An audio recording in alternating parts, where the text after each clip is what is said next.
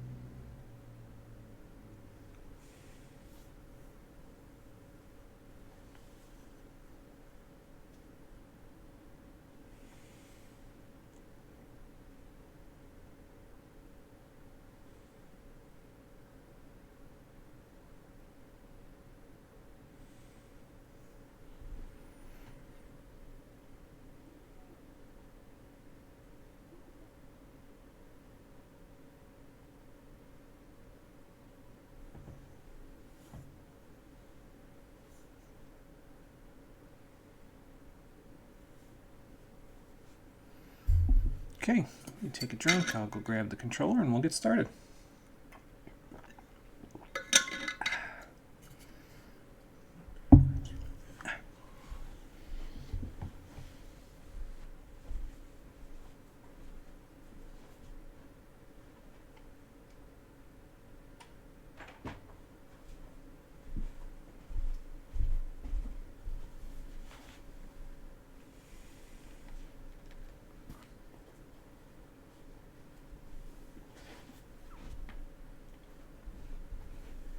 Okay, off we go.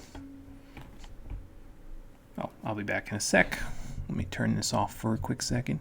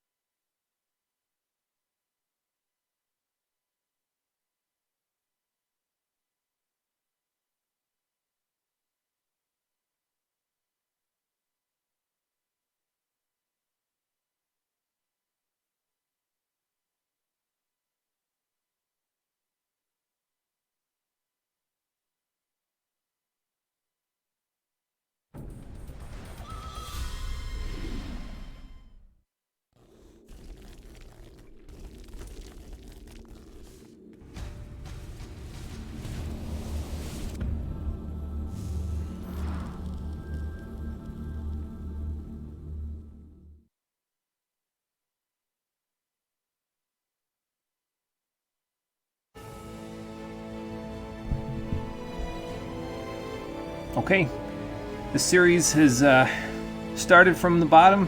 Now let's see if it ends on top. How you doing, everybody? My name is Monochromium, and this is the final game of the Legend of Spyro trilogy, Dawn of the Dragon.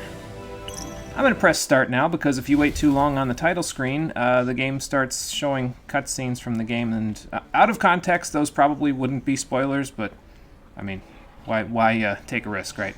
Let's start a new game.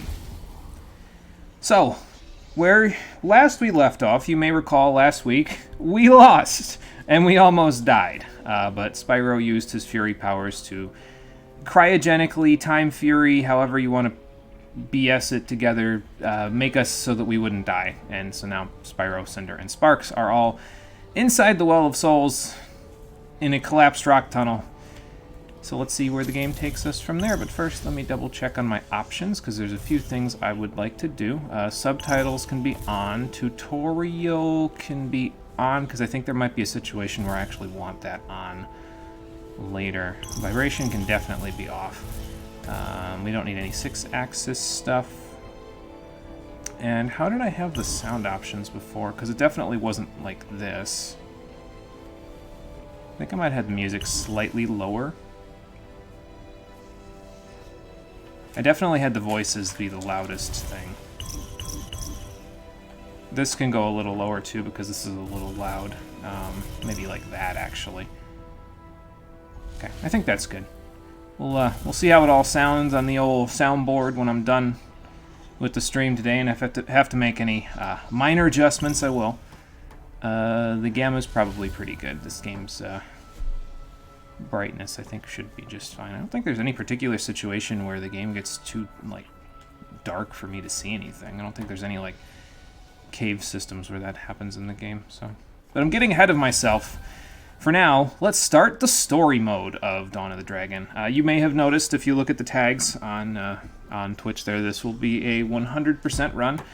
I'm going to be collecting up all of the goodies that this game has for you to collect, because basically, if you think of the Eternal Night on the GBA extrapolated into a 3D space, then you have a pretty good idea of what this game's gameplay is going to be like, and what its levels will look like. But we'll, again, getting ahead of myself, we'll work on that in a little bit. I guess I can check out bonus. This is where all of the 100% stuff comes from. So you unlock art galleries, and that's basically it. And then there's the credits over here, but we'll be watching those at the end anyway. But this is the main one that you need to work on unlocking. This one and this one, the Alliance and the Enemies gallery. So we'll be getting a 150 hit combo. We'll be completing the game 100 out of 100%, just like the original Spyro trilogy. We'll be, I mean, that's just part of the story, so that's fine. And we'll be upgrading Spyro and Cinder's fire and poison breaths to maximum level at some point during the playthrough. But for now, all of that is locked to us until we start story mode. So let's go do that. New to Dawn of the Dragon, not something you could do in the other games, you can actually play cooperatively locally throughout the whole campaign, which I think is a plus. I mean, any game that you can do something like that locally, I don't know how well balanced exactly it is, but that's because I haven't really played it 2 players in a while. We'll be playing it single player, and I'll be trying to incorporate both of the playable characters fairly seamlessly into the gameplay loop and the combos and stuff, so we'll see how successful I am at that. But I think I've jabbered my mouth off enough for now. Let's go watch the first cutscene, shall we? As I stifle another sneeze. Excuse me, couldn't stifle that burp, though. Is it just me, or they look a little older in this one? I mean, probably has been a little bit of time since they froze themselves, so. Also has to do with the fact that it's a different developer, but you know. Times, there is always hope. But sometimes fear clouds our vision. Sometimes especially when you use it against enemies. It's a pretty good breath. And yet sometimes when all seems lost, a light shines through the darkness. And we are reminded that even the smallest amount of courage can turn the tides of war. And then the Fire Nation attacked. Sierra Entertainment presents for the first time for the, well, not the last time, considering what company they became closely after this game was made. So.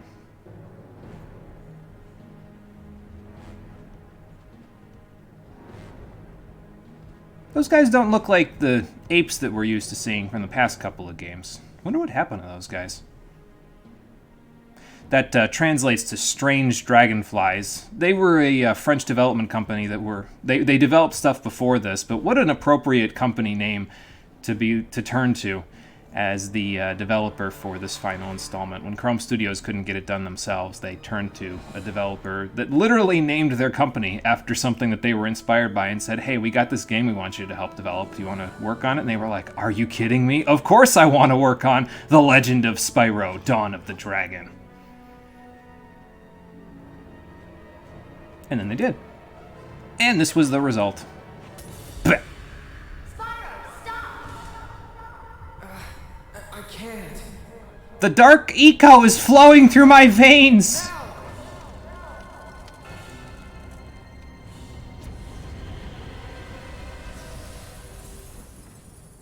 Surprised none of them died from the crystal shattering, but apparently it just shattered into some large chunks rather than small chunks. Oh, good. Just what we need in this game about dragons. Some form of magical handcuffs. Well, more of a neck cuff, but, you know, not usually something that you associate with high fashion. I dare say I've soiled my cuffs.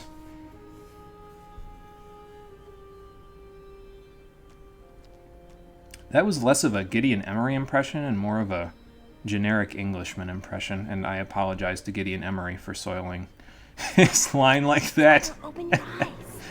Get up. Cinder. Scratch the scales from your face, Spyro. We got work to do. It's all a blur. Yeah, me too. My head's pounding. Well, that'll happen, you know, when you haven't had any water for like 3 years. I think it's been like a 3-year time passage. Is that you? Yes, because Sparks has learned how to light fires in the interim. Yeah, that would be a little bit more pleasant than what we're about to do. Let's not stick around to find out. Come on. Probably a good idea. Also not going to be possible, because, What is your problem? well, it's not me. Oh, this can't be good. Yeah. Yeah, you could say that. Well, we can't escape. We've got ourselves shackled to this magical rune on this floating Colosseum platform, so that's fun. Okay, so we have our basic moves, jump, light attack, and strong attack. I don't know if they tell you that you can grab yet. I think they tell you later, but I'll just tell you, grab moves are the way to go in this game. They are the end-all, be-all. They do a lot of good damage and have pretty effective crowd control, so we're probably going to use those more than the light attacks and the strong attacks, so... We'll also be knocking enemies into the air, because if there's one thing this series loves, it's air combos. So, we'll work on that, though, later. For now...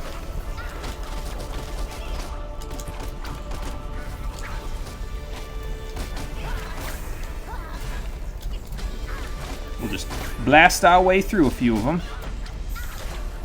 And knock them up in the air, do some big combos, blast them into the ground. You can use L2 to swap to a different dragon. So you can play as both Spyro and Cinder in this game, which is kind of interesting. It makes things a lot more dynamic, and it allows Cinder to actually take an active role in the story, which is good, because her role was slightly more passive in the past 2 games.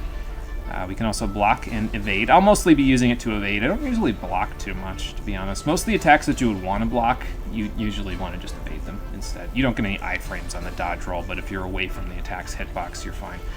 Anyway, let's get back to the carnage, shall we? Ow. I don't approve of you slamming me in the face. Oops.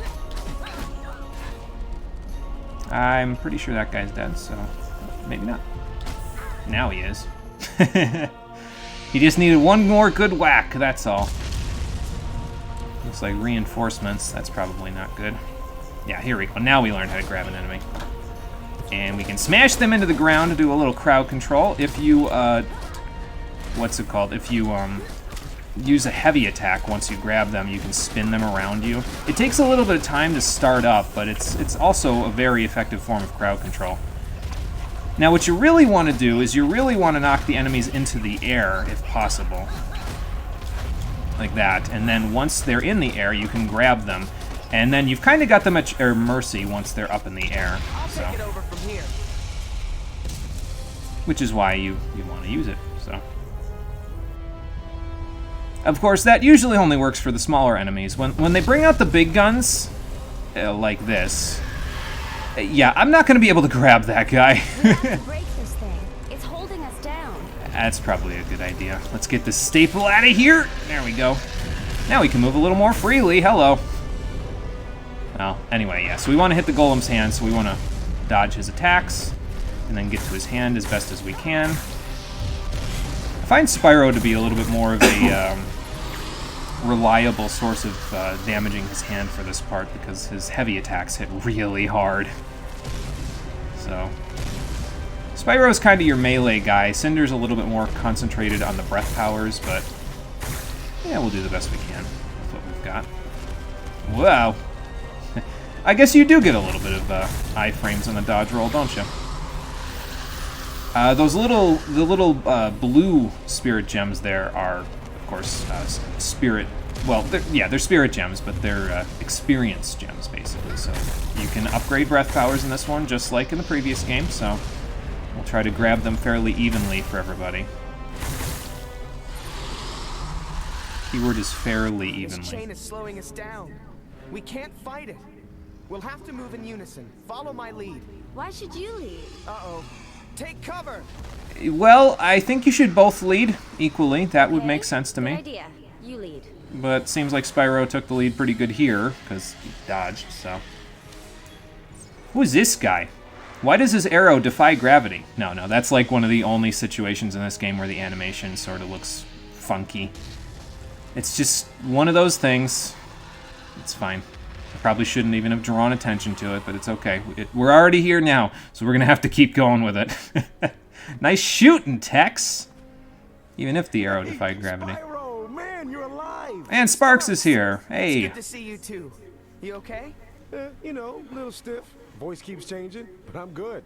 Yeah, that's, This reunion is really touching and everything. That is a thing. But shouldn't we be going? Unless you want to wait for that thing to climb back up. I would prefer to leave, thank you. Sparks. I don't know. All he said was, "Shh, you're making too much noise." I like him already. Wah, wah. Okay, so, anyway, now we gotta escape and go figure out who the hooded figure is there. So we're gonna go do that. So you can jump and double jump, and we'll talk about what you can do with 3 jumps later. For now, we don't gotta worry about that. We just gotta glide our way over and have a chat with this mysterious archer. Spyro, Cinder, how do you feel? Anything broken? Don't think Shaken so. a little, but not too badly. Thanks to you. Would have hated to have had to kill that golem all by I myself. feared I might be too late. That'd taken a My while. name is Hunter. Nice to meet you. I feel like we've met somewhere before. Far too long. Yeah, maybe it's my imagination. When you didn't return to the temple, the Elder Dragon, Ignitus, sent me to find you. That was nearly 3 years ago. What? Yeah, I thought that 3 was what it years? was. But that's impossible. Yes. Don't know about I'm sure that. this news comes as quite a shock. Forgive me for the brevity of my explanation, but this is not the place to account for missing time. Yeah, we should probably leave. You know, before they find us again. Not safe here. Follow me. Alright, fair enough. I'm with this guy. Let's keep moving. Okay. And yeah, here's your indicator. You can switch between Spyro and Cinder, so we will go do that. And again, I'm going to try to use them both relatively evenly throughout the playthrough. Make sure that they both get some equal and fair treatment in terms of the gameplay loop. Now, I would actually not recommend hitting these gem clusters with heavy attacks, because the thing about them is that they give you 1 gem per hit, plus a fixed number of gems that you can't control. So like it's usually I think like 6 or 8 gems, something like that. But if you light attack those gems, you actually get more gems total because you have to hit it more times in order to break it. So I would actually recommend, instead of using heavy attacks like I just did with Spyro, doing exactly what I did with Cinder and using entirely light attacks to break them. It's a little more efficient, gets you back more for your work. Wow. Be careful with that, buddy. That thing looks unstable. I suppose we'll have to be a little careful with it too, now that we have to glide on over. You go first, Cinder. It's safer. For me. Safer for me, I mean. Quiet. You'll give us away. Yeah, the lava golem will hear us inside of this gigantic building. Oh boy. Anyway, so yes, we can glide our way over. And now, new to Dawn of the Dragon, they finally figured out, oh yeah, these guys have wings, so you can free fly anywhere in the level. So bottomless pits are no longer a problem for us, because you will just start flying if you fall far enough. Well, unless there's solid ground below you, in which case you will just kind of hit the ground, momentarily daze yourself, and then take 0 damage from it. Yeah, there's no fall damage in this game with dragons with wings, thankfully. Again, immediate, seamless improvements in quality of life changes. I like it already, Dawn of the Dragon. Keep going. Anyway, so let's do some free flying, and then hop our way down. You just hold X to stop free flying, so...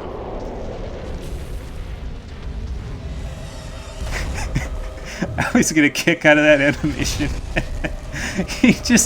He looks like that guy from JoJo's Bizarre Adventure where he just screams, "Oh no!" Except he gets cut off in the middle by the golem smashing him in the face. He's fine, by the way. Don't worry about it. He's not dead or anything. We'll find him in just a moment. The golem just temporarily knocked him backwards or some shit. I don't know. He's fine. That's the point. It's funny that I would even remember that. I don't even watch anything related to JoJo. Maybe it's just been enough of a meme on the internet at this point that it's just committed to memory. Here's our checkpoints for the game. We can save our game at any purple light that we see. And it is not a one-time thing. You can come back to these at any point. But we probably won't be using this one again. So there's that. Actually, before we go anywhere, I should check what the camera does here. So left moves right, right moves left. Up moves down, and down moves up. So they have things inverted by default. So let me fix that. Let's see.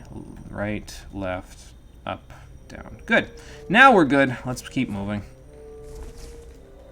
I forgot that part, but that's okay. I see mana cluster. I would like to use breath powers. Yes, please. And see, Hunter's okay. He's fine. Give us a moment to gather our strength. Yeah, we could use a little mana. It would probably make the crowd control a little easier. It is fascinating how your kind draws strength from these crystals. It ain't no big thing. Truly remarkable. It's just the wisdom of the ancestors being passed on to us by magical means. No big deal. I mean her.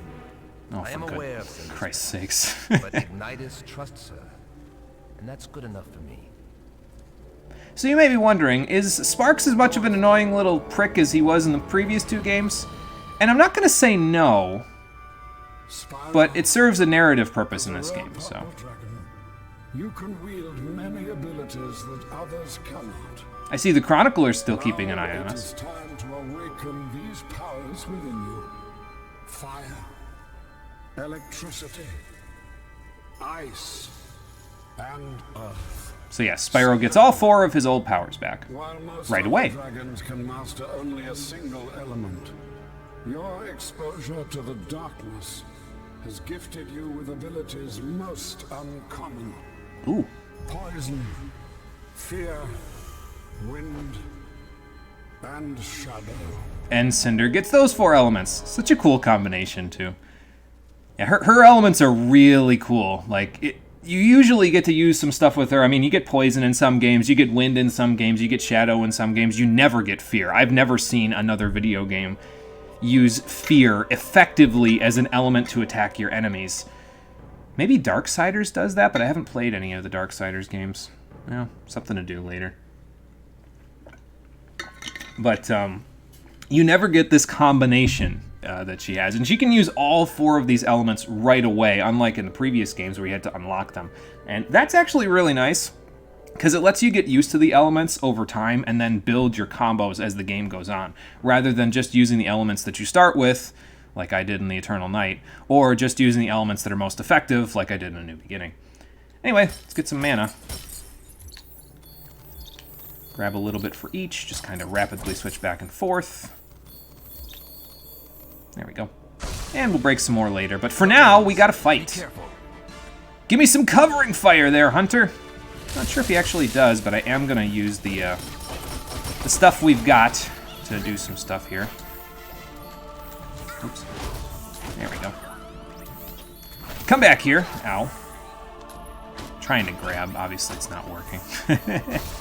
Yeah, we'll get it after. Grublins, don't let Which them one is your surround shadow powers? There we go.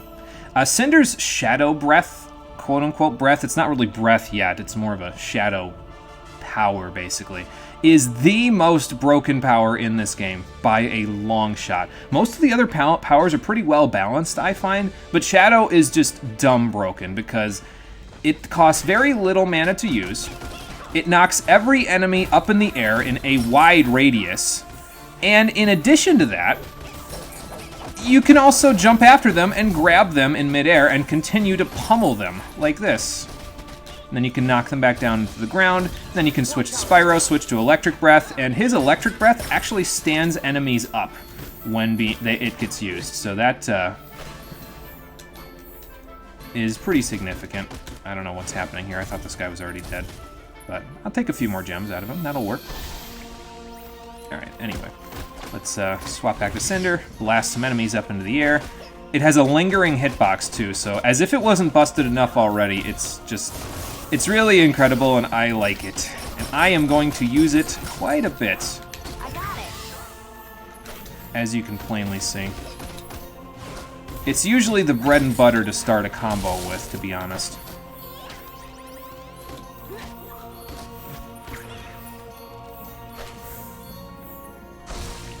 I'm pretty sure he's dead, but I'll just let him be. Spyro's Fire Breath is pretty solid crowd control, too. It uses a little bit of mana, a little more than I would like it to, but it's okay. It's not too bad.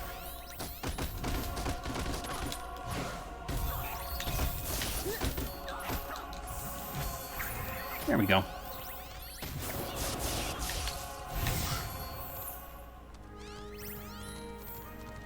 And that takes care of that. Perfect. One of the reasons, by the way, I've started thinking about, okay, so why didn't I do hard mode in Spyro the Eternal Night?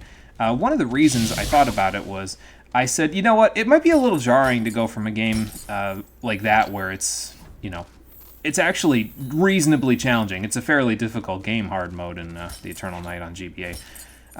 Might be a little jarring to go from that to this, and this game overall is fairly easy. I'm not going to say that it's like not worth playing. I think it's definitely worth playing, but I'm not going to say it's hard in most cases. I don't think it ever really challenges the player too much.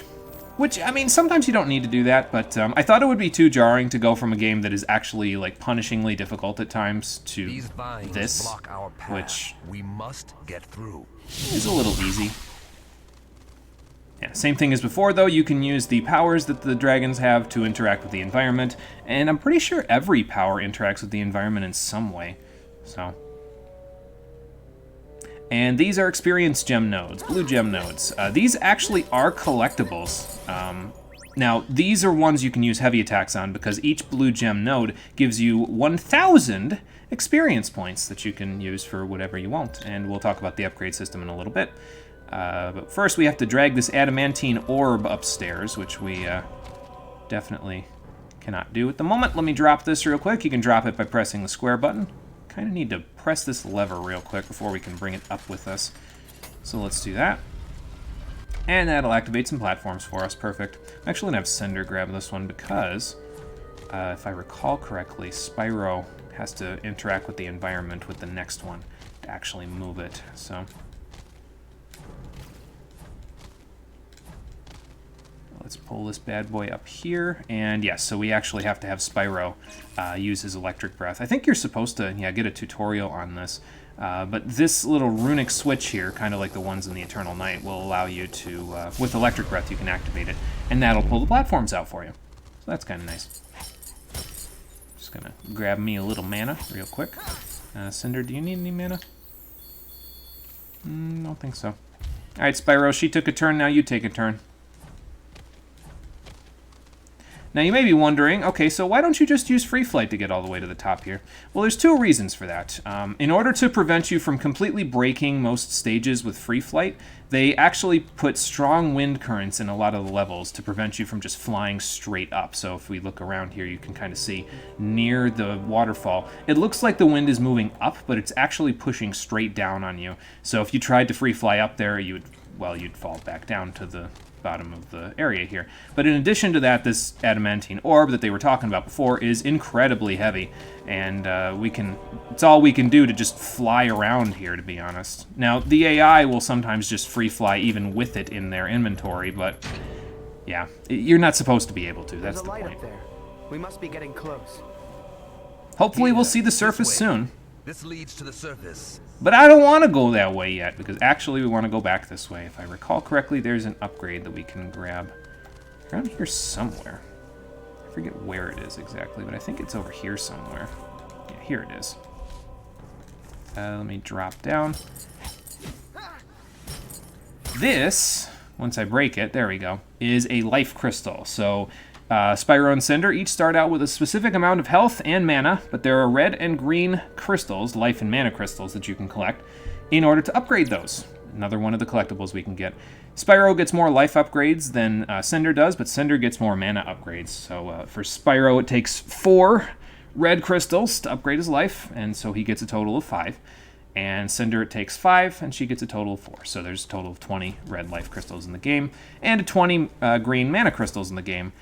For Cinder, it takes her 4 mana crystals in order to upgrade her mana, and for Spyro, it takes 5. So, but you can see how this sort of follows the trend of extrapolating, okay, go find spirit gem clusters that the Eternal Night did, except putting it into a 3D space, so you end up kind of just looking around all over the level to try to find all the different upgrades and stuff. Oh no, I made it. Okay, good. I was going to say, I'm not sure if I'm going to make it across this.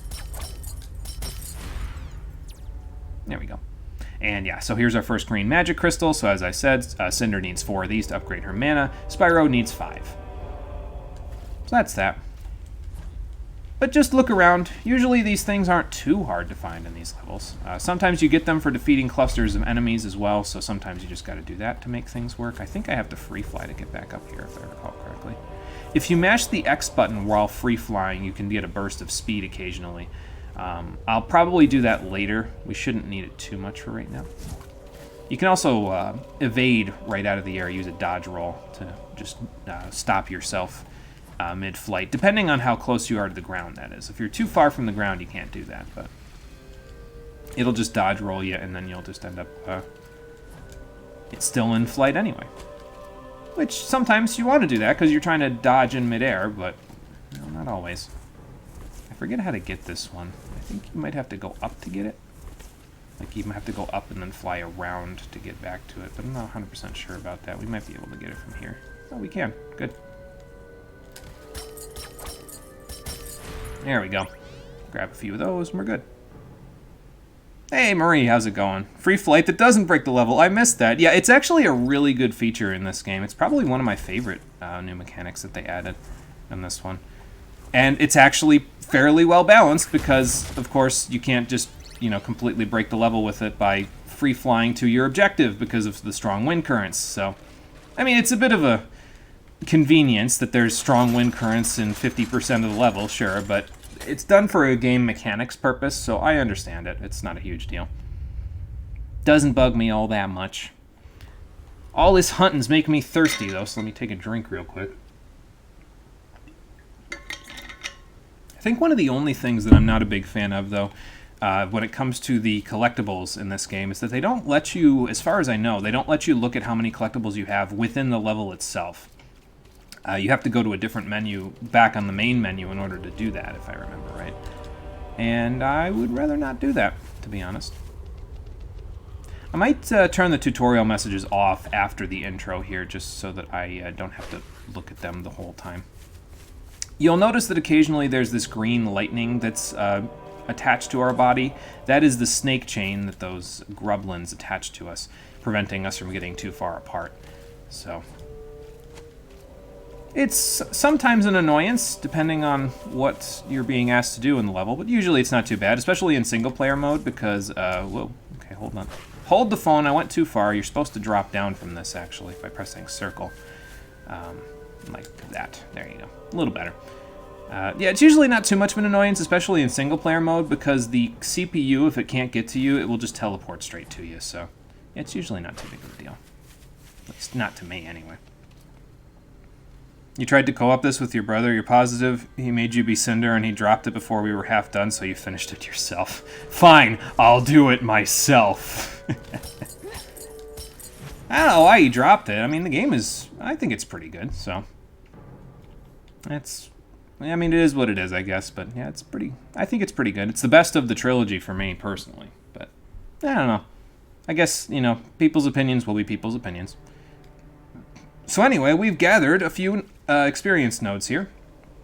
And we should have enough EXP now to level up a couple of things. So I'm going to go see if we can do that. So you can switch between single player and co-op on the fly by doing it right here in the pause menu. You have the moves menu here, but I don't honestly find this all that helpful. It tells you the name of the move and then the combination, but it doesn't really give you an idea of what the move does. So it's not the best move list. I mean, I guess it gives you the controls for it, but it doesn't really give you an idea of what the moves do. So there's also armor that you can find in this game. We can't find any of it just yet, but there's a total of 9 pieces of armor for Spyro and for Cinder, and they all have fairly decent effects that we'll want to take advantage of when we find some, but we'll worry about that later. For now, let's upgrade our elements. What do I want to upgrade for right now? The main thing that you want to get when you're upgrading to start with is that when you start with the level 1 ability, and then you can get it to level 2, and then level 3, and then max. So when you're getting an ability to level 2, that will unlock a new move for you on the R1 button. So we'll figure out which one we want to do from there. It's always been like that. He drops things and he doesn't care anymore. Likes to give away games when he's bored of them. He had Let's Go Eevee, emphasis on had. Said he beat it, got bored, so he gave it. Oh, Jesus. I mean, I guess, you know, whatever floats your boat, his boat in that case, but I don't know. So we could upgrade our electric breath or our ice breath for right now. But I think I might want to actually upgrade our Earth Breath first for Spyro, so we're going to need a little more experience for that. For Cinder,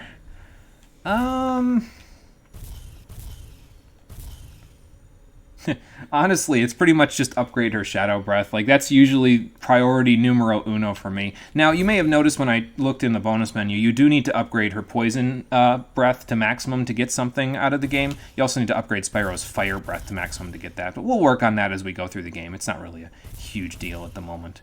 But I think I want to do Spyro's Earth Breath first to get Earth Missile, and then I want to do Cinder's Shadow Breath first because... not that Shadow Fire is really anything that I'll actually use. Shadow Strike is where it's at, but... or do I want Twister? Her Wind Breath is pretty good, too. So, all the breaths are pretty good, to be honest. Just max Fear. Fear is the best element. You're going to hate me. I actually don't use Fear all that much, to be honest. I like the other 3 powers a lot better than I like Fear. It is good for crowd control, but so is Shadow. So, and Shadow, most of the time, is just better because it can damage while crowd controlling. So I don't know how much we'll be actually using Fear as an attacking element in this playthrough, unfortunately. I just like the other 3 powers better, I'll be honest with you.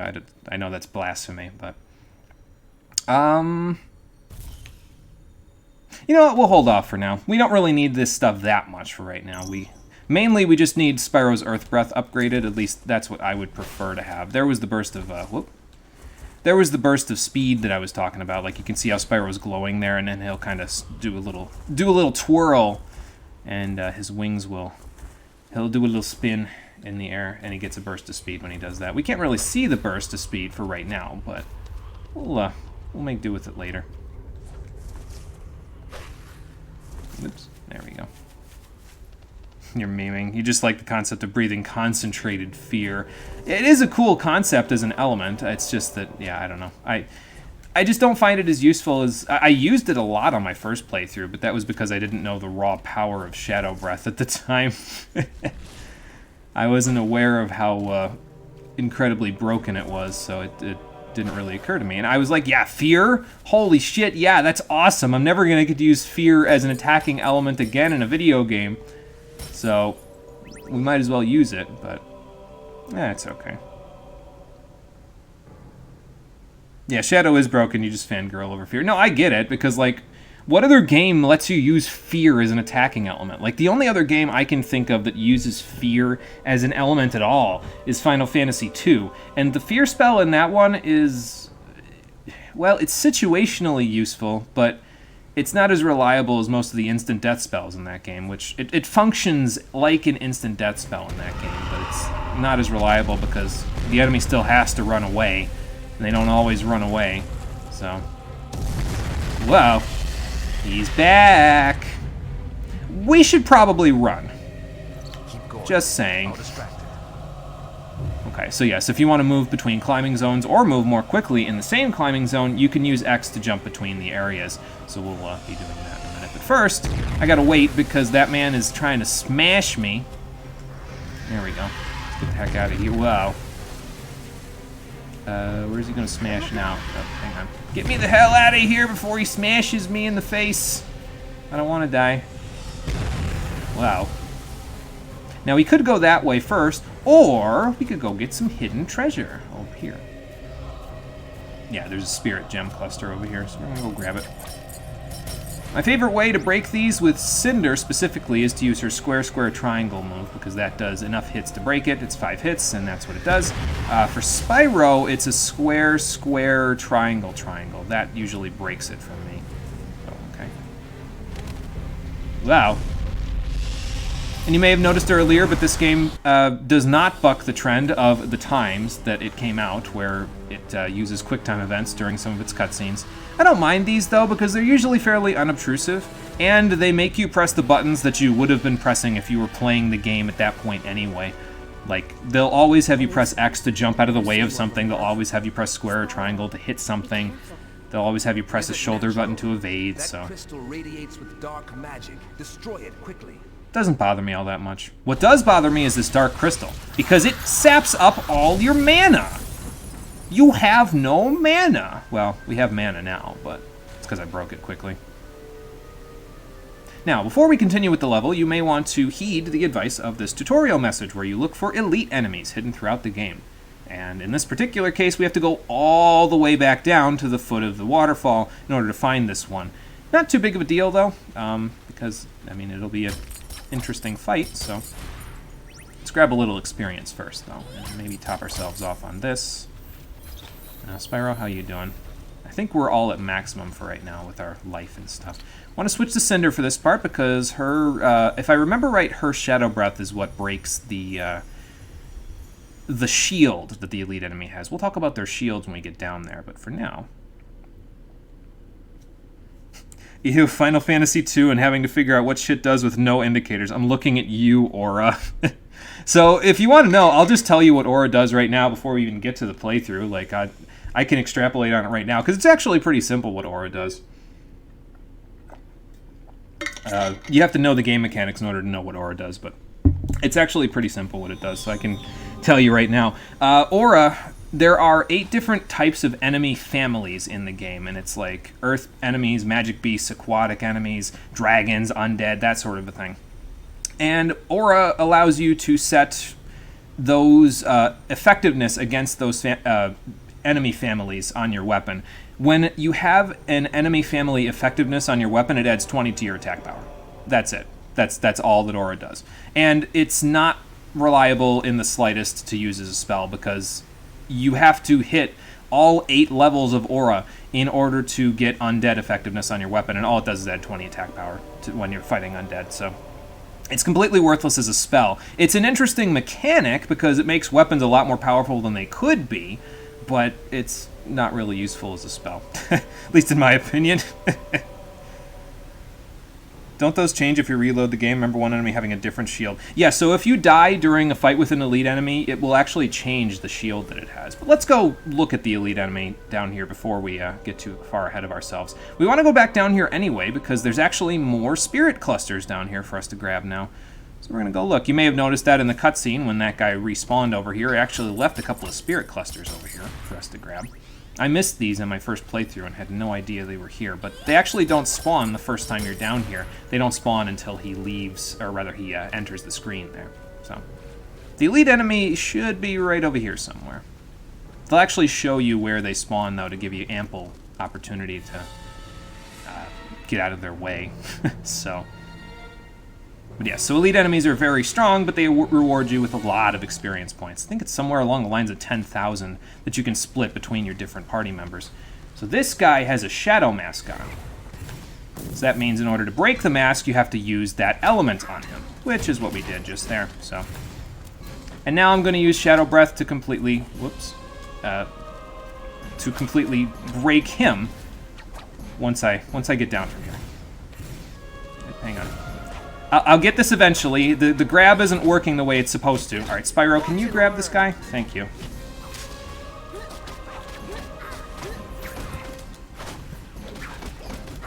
There we go. Now the grab's working okay. I don't have the AoE for this yet. There we go. But yeah, air combos, pretty good. Electricity breath to stand them up, also pretty good. And I'm a little too slow for that right now, so let's just use this to knock him up in the air. Whoa. Yeah, he does pretty good damage. Just, you know, stay away from him. Try to break him before he breaks you. It's probably a good idea. And there you go. Grab a little of that Cinder. Okay, well, Spyro got most of that, even though Cinder did most of the work. But I'll take it. It's fine. Yeah, they're not too bad, these elite enemies. They hit really hard, though. So you got to be a little careful. Like, they will kill you in 3 hits or less in most cases. So, got to be a little careful with them. But, I mean, it's not too bad. You just got to kind of get their masks off of them and then whack them before they whack you, I guess. The one person that was doing a review of this game made it seem like they were completely impossible that I watched. And I was like, that's not even remotely... Like, I don't know, maybe I'm just too good at video games. I don't know. But no, don't make them... And the thing about that particular review... I don't like throwing shade at other people, right? But the thing about that particular review is that it seemed like they were being negative about some of the aspects of the game just to get clicks, to be honest. Like, you could tell that they were saying it not because they disliked the game, but because they were being sarcastic for the purpose of sounding like a famous reviewer. And it's like, okay, listen, can you just, like, develop your own identity, please? That would, that might work out a little better for you. Again, not trying to throw shade at anybody, just saying it. Sometimes it annoys me when people do that. I don't know. Okay. Anyway, well, we took care of the elite enemy, so we can save up here again, and then we can move along. I mean, just melt them, yeah, pretty much. Remember hunting these bastards on purpose. But yeah, the just melt them thing for Final Fantasy II, yes, you should just melt the enemies rather than trying to, you know, use aura. Just use Berserk. Just use Berserk. It's more reliable. I'm going to probably try to avoid using Berserk when I do the playthrough of Final Fantasy II because it's broken as hell, but just use Berserk. It's way better. Let's say he's still alive after all that punishment, but impossible? Yeah, not impossible. Not in the slightest. I don't know what that person was thinking, but... I mean, they definitely made the game harder for themselves later because they didn't fight the elite enemies. I mean, they give you 10,000 experience per elite enemy you beat, and there's like, I think 8 of them in the game. So that's a lot of experience to leave on the table. You could practically upgrade an entire breath power to maximum with that from 1. So, yeah. Alright, we've used Shadow mostly so far, so let's try using something else. All right, Big Cheetah Man, I get the message. Sheesh. He's telling you to stop flapping your gums there, Sparks. I should probably take his advice. What should we upgrade? So Scorpion Strike is okay, it's just very mana intensive, and we don't have a lot of that at this point, so maybe not that yet. Twister would be pretty good, actually. It's pretty good crowd control. It's kind of mana intensive, too, but that's okay. It's not really a huge deal. We'll get that. There we go. Yeah, I can up like 2 powers to 2 at this point. Yeah, pretty much. I'm going to try to get, I think, all of them to level 2 to start with before I start working on any of the other ones. So, what else? Probably Shadow would be the next one I would do from here. Each time you upgrade a power to the next level, by the way, you get a Fury Gem, which increases the duration of your Fury. We haven't fully filled up our Fury bar yet, though, so we can't actually use that for right now, but we'll get to that. I think I can upgrade Fear as well. Yeah, that's 5,000. Okay, we'll come back to you, Poison Breath. So, like I said, the main thing you get for upgrading to level 2 is a new move on the R1 button. Your breaths normally are on the R2 button, but we get new moves on R1. So, Cyclone functions very similarly to the Electric Breath from A New Beginning. But Twister is a nice crowd control ability because it pulls enemies towards Cinder and it knocks them around with a wind like a tornado. Yeah, a Twister, basically. Excuse me. Siren Scream and Phantom Fright have the additional effect of immobilizing your enemies. It makes them fearful, so they don't, try to kill you as much. And then Shadow Fire is strictly worse than Shadow Strike in every possible way, shape, and form. It can cause enemies to have a specific status effect, but I don't remember exactly what it is. I think it's like blind or something. Like it prevents them from being able to see where you are, so they'll just flail wildly, if I remember right. So all of these have, useful secondary effects to them. Again, good idea.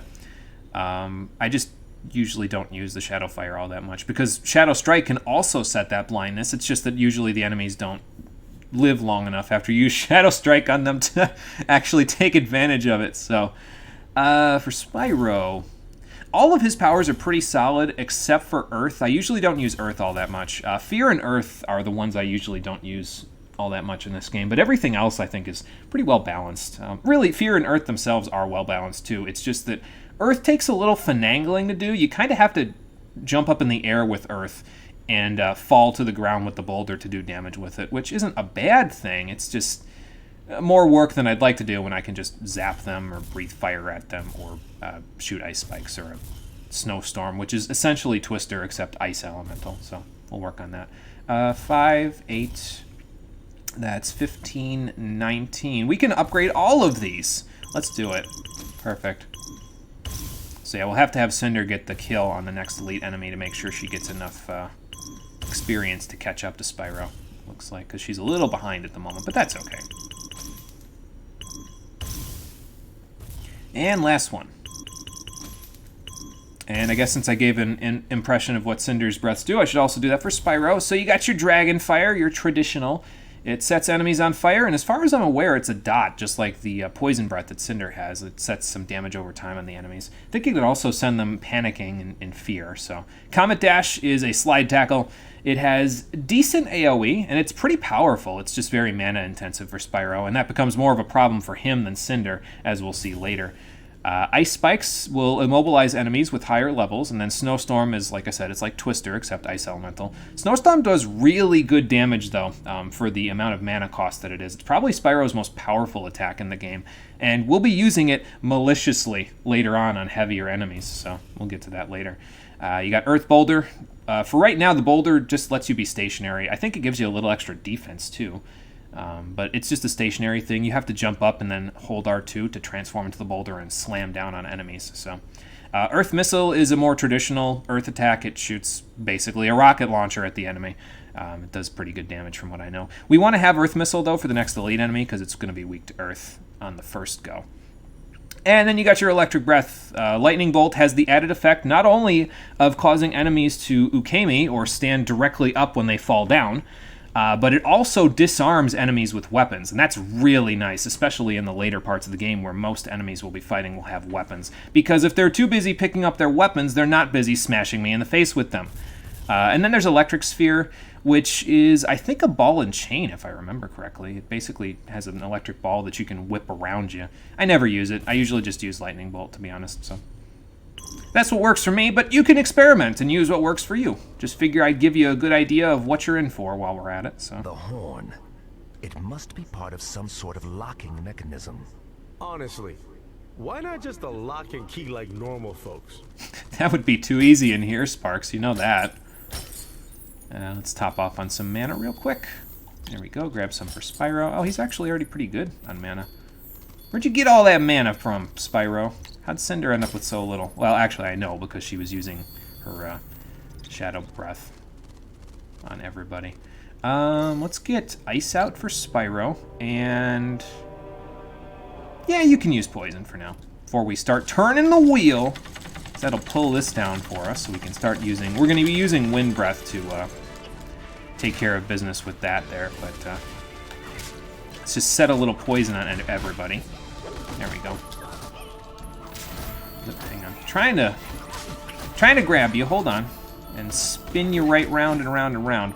The best way to get the 150 hit combo with Cinder is to keep using Poison Breath, because that dot ticks like once per second, basically. So it will do a pretty decent amount of damage. And in addition to that, the combo stays for a little while, so... Obviously the combo dropped there, but... That's okay. The way that you want to use Spyro's Snowstorm, by the way, is you want to tap use it. So, like, just tap R1 to have him do a very quick spin. That will actually get you the most bang for your buck, because it does damage immediately. It does damage on, like, frame 2 or 3. He basically starts the twister, and it almost Spyro, immediately hurry up and open this door. does damage, so... Yeah, you want to use it for that. Anyway, to use this foghorn, you gotta use Wind Breath. So let's do that. Hurry up and open the door! Open, open, open! It's opening as fast as it can, Sparks. It's an ancient locking mechanism. Like, I can't move any faster, bro. I know we want to get out of here because we don't want to deal with this guy. Uh-oh. Guess we're gonna have to deal with him anyway. That's the wrong button. There we go. Now we don't got it. Ow. Let's try that one again, shall we? Okay. Do this, and do this. So yeah, probably because I pressed the wrong button there, we didn't press it enough times. I have failed the QTE. Yeah, we did get eaten. So you just basically reload at the last checkpoint if you fail the QTE, so don't press the wrong button, like I did. Makes it a lot easier to, you know, actually get out of the QTE. Yeah, that's probably a good idea. Come on, Cinder! This guy ain't gonna get bored and run away by himself. She's really far away. That chain apparently lasts a long way. Might wanna watch, man. You keep doing that, you're gonna lose the other arm. Calm down, Sparks. What was that thing? He just didn't want us to get There'll be eaten. time for that. We'll follow the river. It will lead us to shelter where we can rest. And then we're off to Warfang, the Dragon City, where Ignitus will be expecting us. So Warfang is the name of the Dragon City that most other races in the game use. As you may recall from the Eternal Night, the dragons themselves call it Dozantha. So just figured I'd mention that right out of the gate so I don't forget. So there you go. Yeah, the snake collars do have a few situations where there's cutscene convenience with them, where they kind of have you be a little bit too far away, and then they activate only when you feel like it, or when they feel like it. But yeah, usually it's not a huge problem. There are a few things in this game where, like I mentioned, the arrow earlier, not defying gravity and not actually flying straight, and then there's the snake collar. Sometimes it's a little iffy, but this game doesn't do anything to the degree of, I don't even know what the correct word would be. It doesn't do anything to the degree of mediocrity in terms of its story that A New Beginning did. So, all right, come on, Hunter. You better keep going, man, or I'm gonna fly right past you. I was gonna say blow right past you, but no, came out as bly instead. So there you go.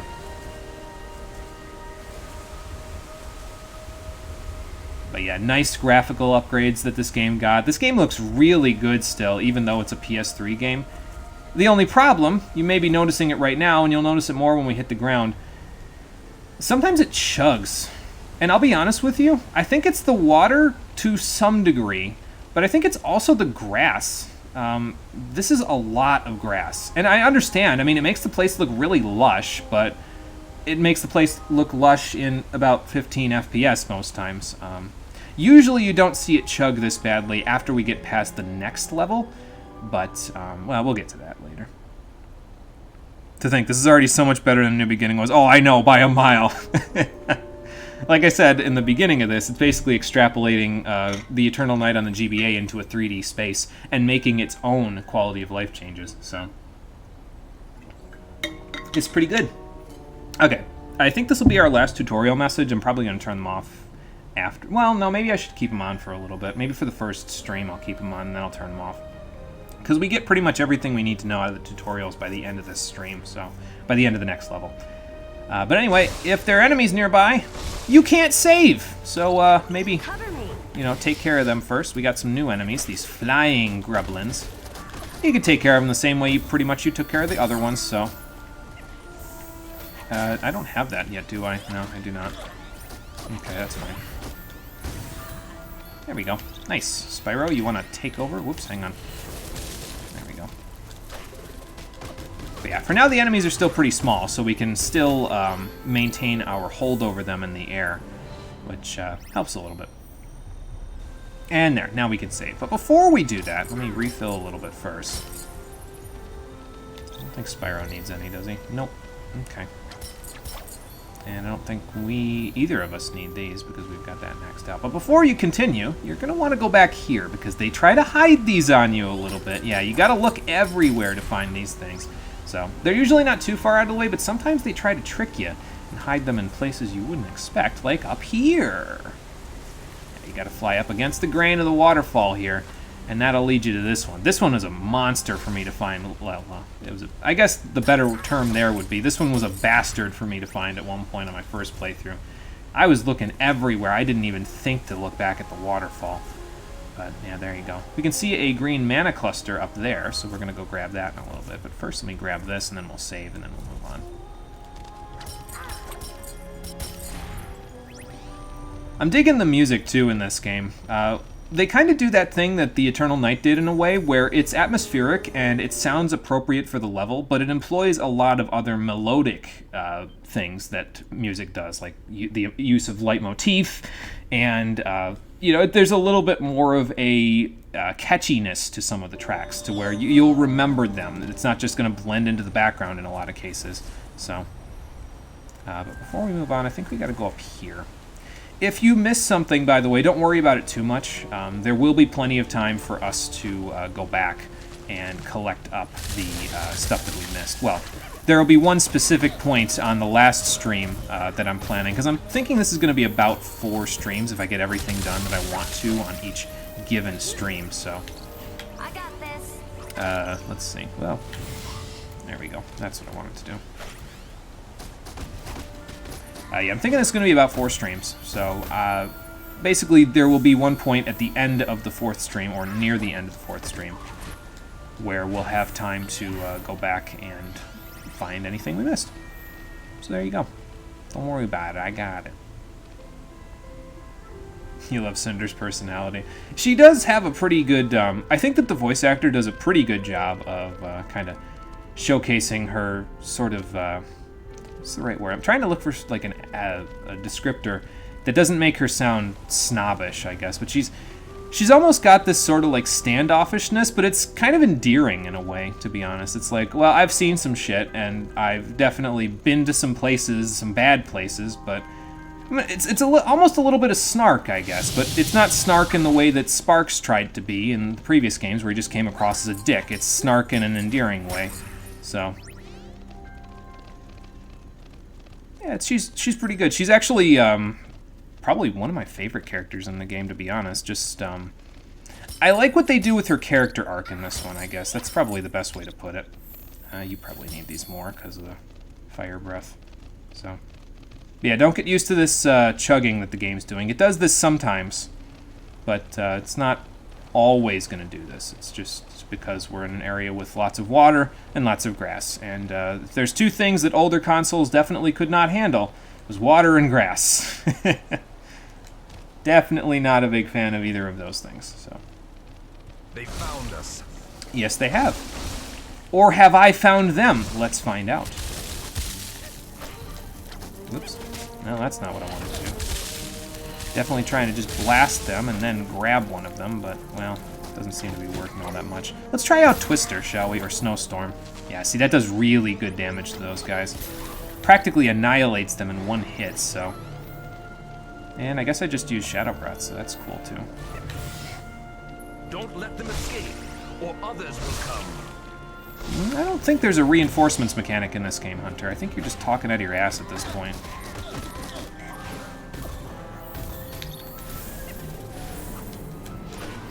Yep, there he is. He's over here. I found him, I just couldn't grab him in time. Yeah, the grab is a little finicky sometimes. It's got a specific range to it, just not the best sometimes. So there we go. Got him. Well, that guy's got a weapon and a shield. That might be a little tricky to deal with. So how do you deal with a guy with a weapon and a shield? Well, you take out your electric breath, and you blast him with it, because eventually it will destroy his shield and knock his weapon out of his hands, although I don't think I knocked his weapon out of his hands at this point. No, definitely did not. Cover me. Now, the reason why Shadow Breath is so broken is because usually the only enemies that you can grab in midair are the smallest enemies on the map. But when you use Shadow Strike on any enemy, it doesn't matter if they're big, small, or in between, only the largest enemies can avoid being knocked directly up in the air. So even if they're medium-sized like that one, normally if you knock him up in the air, you wouldn't be able to grab him unless you used Spyro's heavy combo to knock him up in the air. But when you use Shadow Strike, you can knock them up in the air and grab them, which makes them a lot easier to deal with. So, yeah, that's why it's broken. It does good damage, it's incredibly mana efficient, and it allows you to grab enemies, which is the best way to deal with enemies in this game by a long shot. So, Cinder, why don't you top yourself off? There we go. Now let's grab this crystal. Oops. Didn't do the full combo. There we go. And I see another node over there. But we're going to grab that in a second. Let's go over here first. Because if I remember right, there's something over here that we definitely want to get after I get rid of these vines. Love how the grapple is your dragon biting into something's neck and carrying them skyward to maul them. Yeah, it's great. That's one of the things that I actually really dig about this game, because you can see the God of War influence still, right? Like, you can see the influence in the heads-up display, you can see the influence sometimes in the music, you can hear the influence. Not really see the influence with music, you can hear it. And, I mean, you can see how they were kind of developing it as sort of a bit of a knockoff to it, but I like that this game finds its own identity with God of War's combat system by giving you two characters to work with, first of all, and second of all, both of your characters are quadrupeds. They're on 4 legs, which is something you never got to work with in God of War because you were always playing as a human being. So that opens up a lot of different options, like tail whips, flying, grabs using your fangs. Like, there's a lot of different things that you can do in this game that definitely are not possible in God of War. So it's God of War-esque, but it has its own identity, and I like that, so. Anyway, we found a treasure chest, and inside of it we found some armor. So let's go check it out, shall we?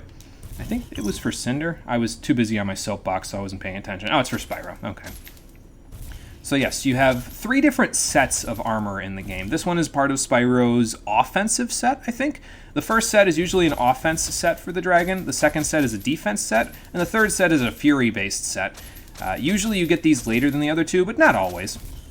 I usually just like the offense sets because if I kill the enemies faster, they can't kill me as quickly. So defense, I mean, it's probably okay, but I usually prefer to have more offensive potential. Again, usually because the game's a little easy anyway.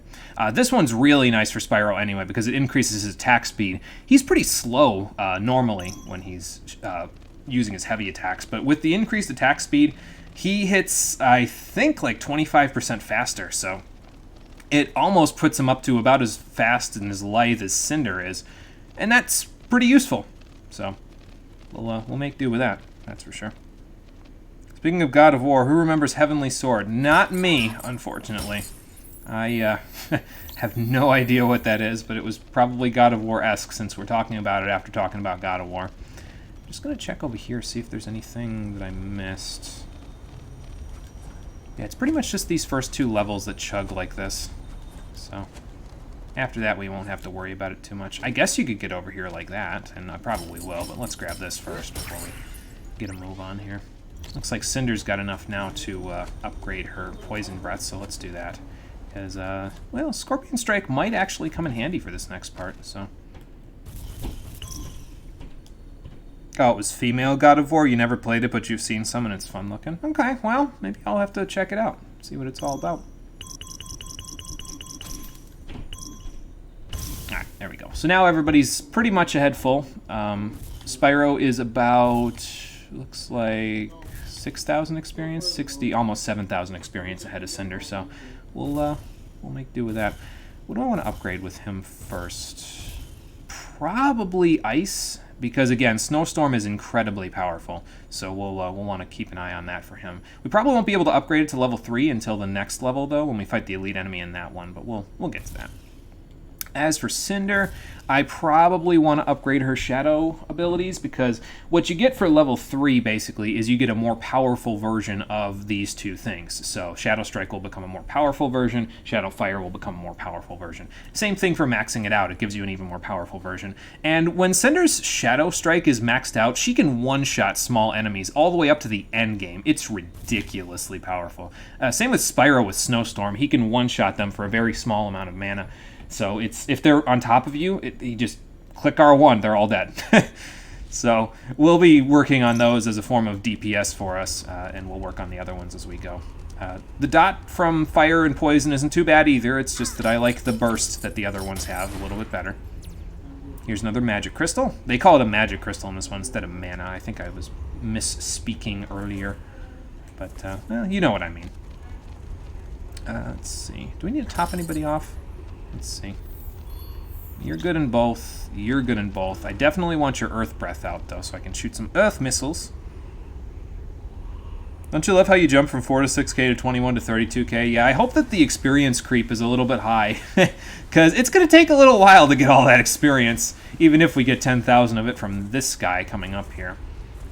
Yeah, you got to fly around this little wind current to get to the next elite enemy, which is going to spawn, I think, as soon as I get here. Yeah, spawned as soon as I got here. It's a flying Grublin, but he needs you to hit him with earth in order to damage him, so I'm gonna do that. I guess we'll use the boulder, because why not? There we go, we got him. So now let's swap over to Cinder, and once I know where I am, there we go. Where's he at? There we go. We'll use the Shadow Breath, knock him up in the air, and then start lambasting him with Terrador's Judgment. That's the name of that move, by the way, is Terrador's Judgment, so. This guy's still a small enemy, though, so you can kind of just swap between the two of them, use Shadow and Lightning kind of interchangeably, and do pretty good.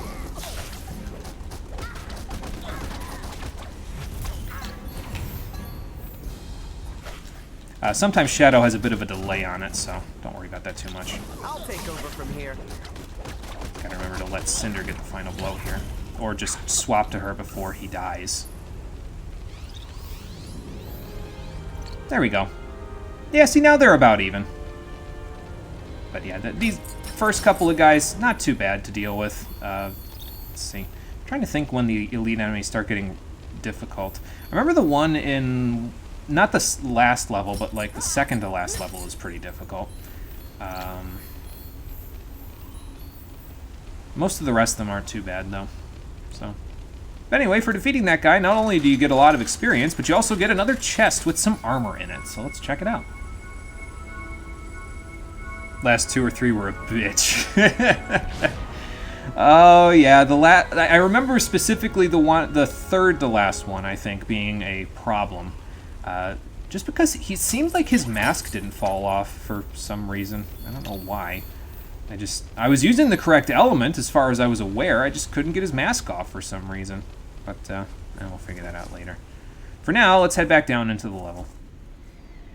And again, don't worry about it too much if you miss something. I have dedicated a specific time to us going back through these levels and grabbing some stuff. I've dedicated a specific time when the world is in imminent peril for sure for us to go back and do some side quests. Don't worry. It's a tradition around here, so that's what we'll be doing. But now that we've grabbed all of that, let's see if we can move along with the level by pushing this down. Open up the pathway for us. At the top of the cliff. And for Hunter. So that's good. But yeah, OST in this game is really good. Hopefully everybody can hear it pretty good. I think it's loud enough in the background. I did some audio balancing before I started the stream, but let me know if you can hear it good, well enough, because it's definitely good, and hopefully it. Actually, it might turn it up by like half a what's it called? Half an octave over there, half a decibel. Octave is not a measure of volume. Okay, so yes, here's where you can actually use the electric chain that is binding them together as an advantage, because we can swing around while one dragon is climbing. So, you want to hold X and then use the left analog stick to swing around. So Cinder's climbing, so we'll switch to Spyro, hold X, and when you do that, he can swing around like this and come up to this ledge to grab this life crystal. If I can get it. There we go. It's just because I'm a little too far away from her, so it's forcing me into midair, but that's okay. Yeah, that's what we wanted, so I'll take this, thank you. I think you're going to have to go up there, Cinder. Whoops, okay. Actually, maybe I should have you do the swinging now. Because we got to go this way. Whoa. Okay, we'll come back around. We'll do it live, but we'll come back around. Nope, not like that. Alright, hold on. The swing's, I guess, a little wonky, but I thought I had it. Up. Almost have that. Okay, I got that. That works. I think we can just, yeah, go up from here. That's fine. And, yeah, we're still not going to be able to upgrade anything for a little while here yet. We need 16,000 for Cinder, and we need 17.5 for Spyro, I think. Let me see. Yeah, 17.5. So we'll have him kill the next lead enemy, and that should get both of them just about there. Okay, but we're done here, so let's go to the Enchanted Forest with Hunter. Remember the same one? I almost ran into mana kicking off that mask. Yeah, it was... It's not fun with that guy specifically. We'll get to him. Tell Ignitus I have found them. So that's whose hawk that was. Well, maybe if we try twisting it. Twist I don't It's magic. think that's gonna work, yeah. I can watch this all day. At least they're not yelling at you anymore.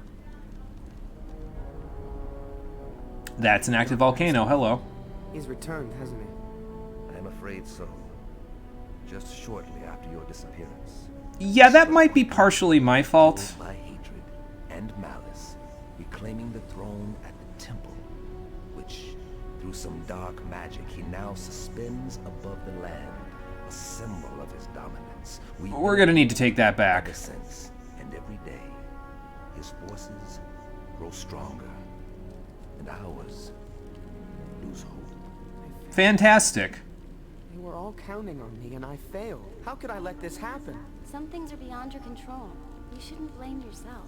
Just don't let it happen again, that's all. You are lucky to be alive. All of you. That was no ordinary creature back there. It was an ancient earth golem from the deep. They are the embodiment of destruction summoned by Malefor himself. And apparently they died to a bunch of spring water. So that's fantastic. Needs to be stopped. I have to stop him. Whoa, whoa, whoa, slow down, tough guy. You don't need to go around picking fights. I mean, we just woke up after being frozen for 3 years. Got stuff to do. Yeah, the stuff to do is saving the world, Sparks. Ow! Ow! What the hell? Oh, that's gonna hurt. Especially for him. He's a lot smaller than they are, and they got knocked out by whatever the hell that was.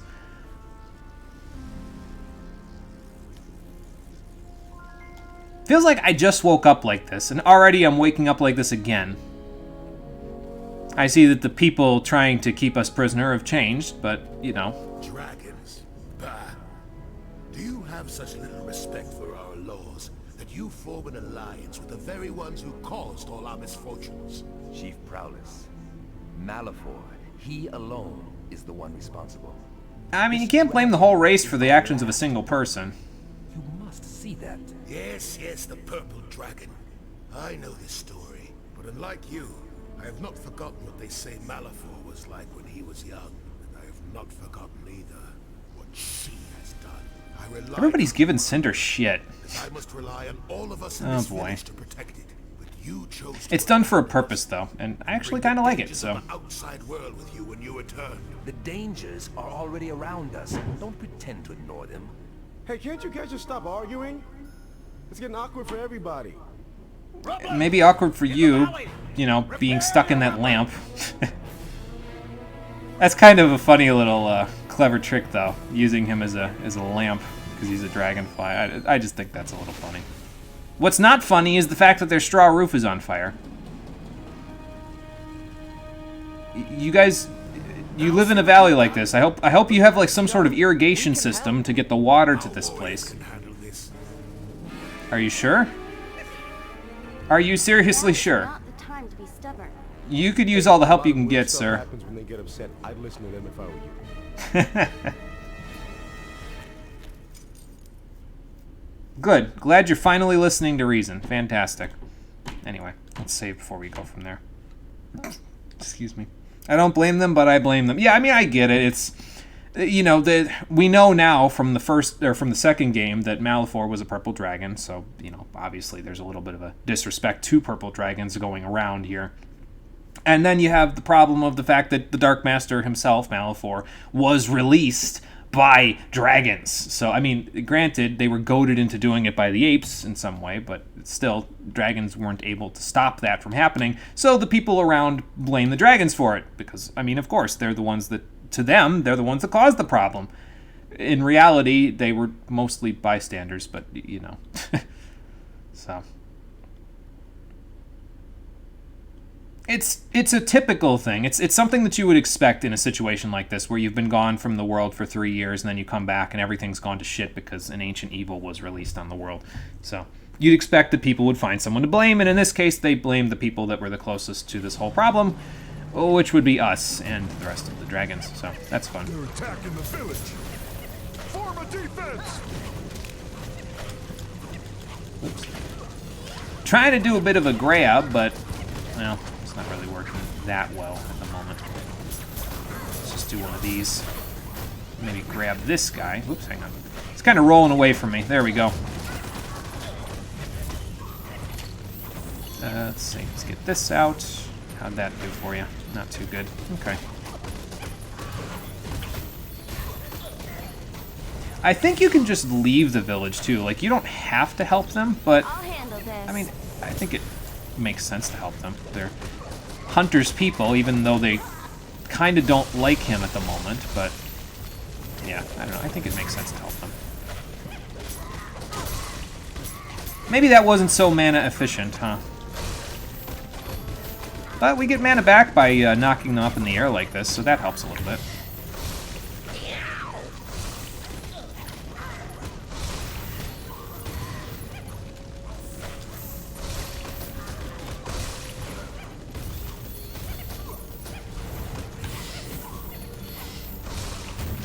Yeah, see how it has a lingering effect to it like that? It will keep going even if the enemies haven't...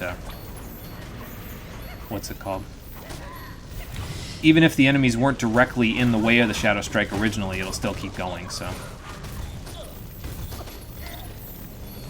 Oops, hold on, let me get to these guys. There we go. Yeah, see, by the time I'm done using the mana that I'm using for the Twister, and then I grab the enemies, I can knock some more mana crystals out of them, and then it just replenishes my whole bar. Yes, we are saved. Woo!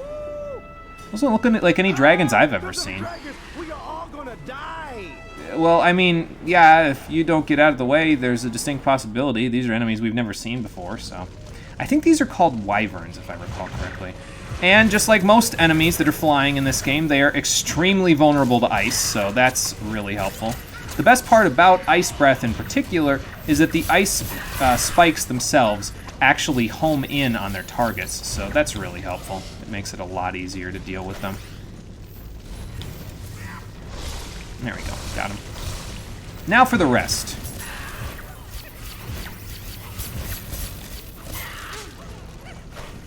Just gonna grab this guy, grab some more... Whoop, excuse me, I said...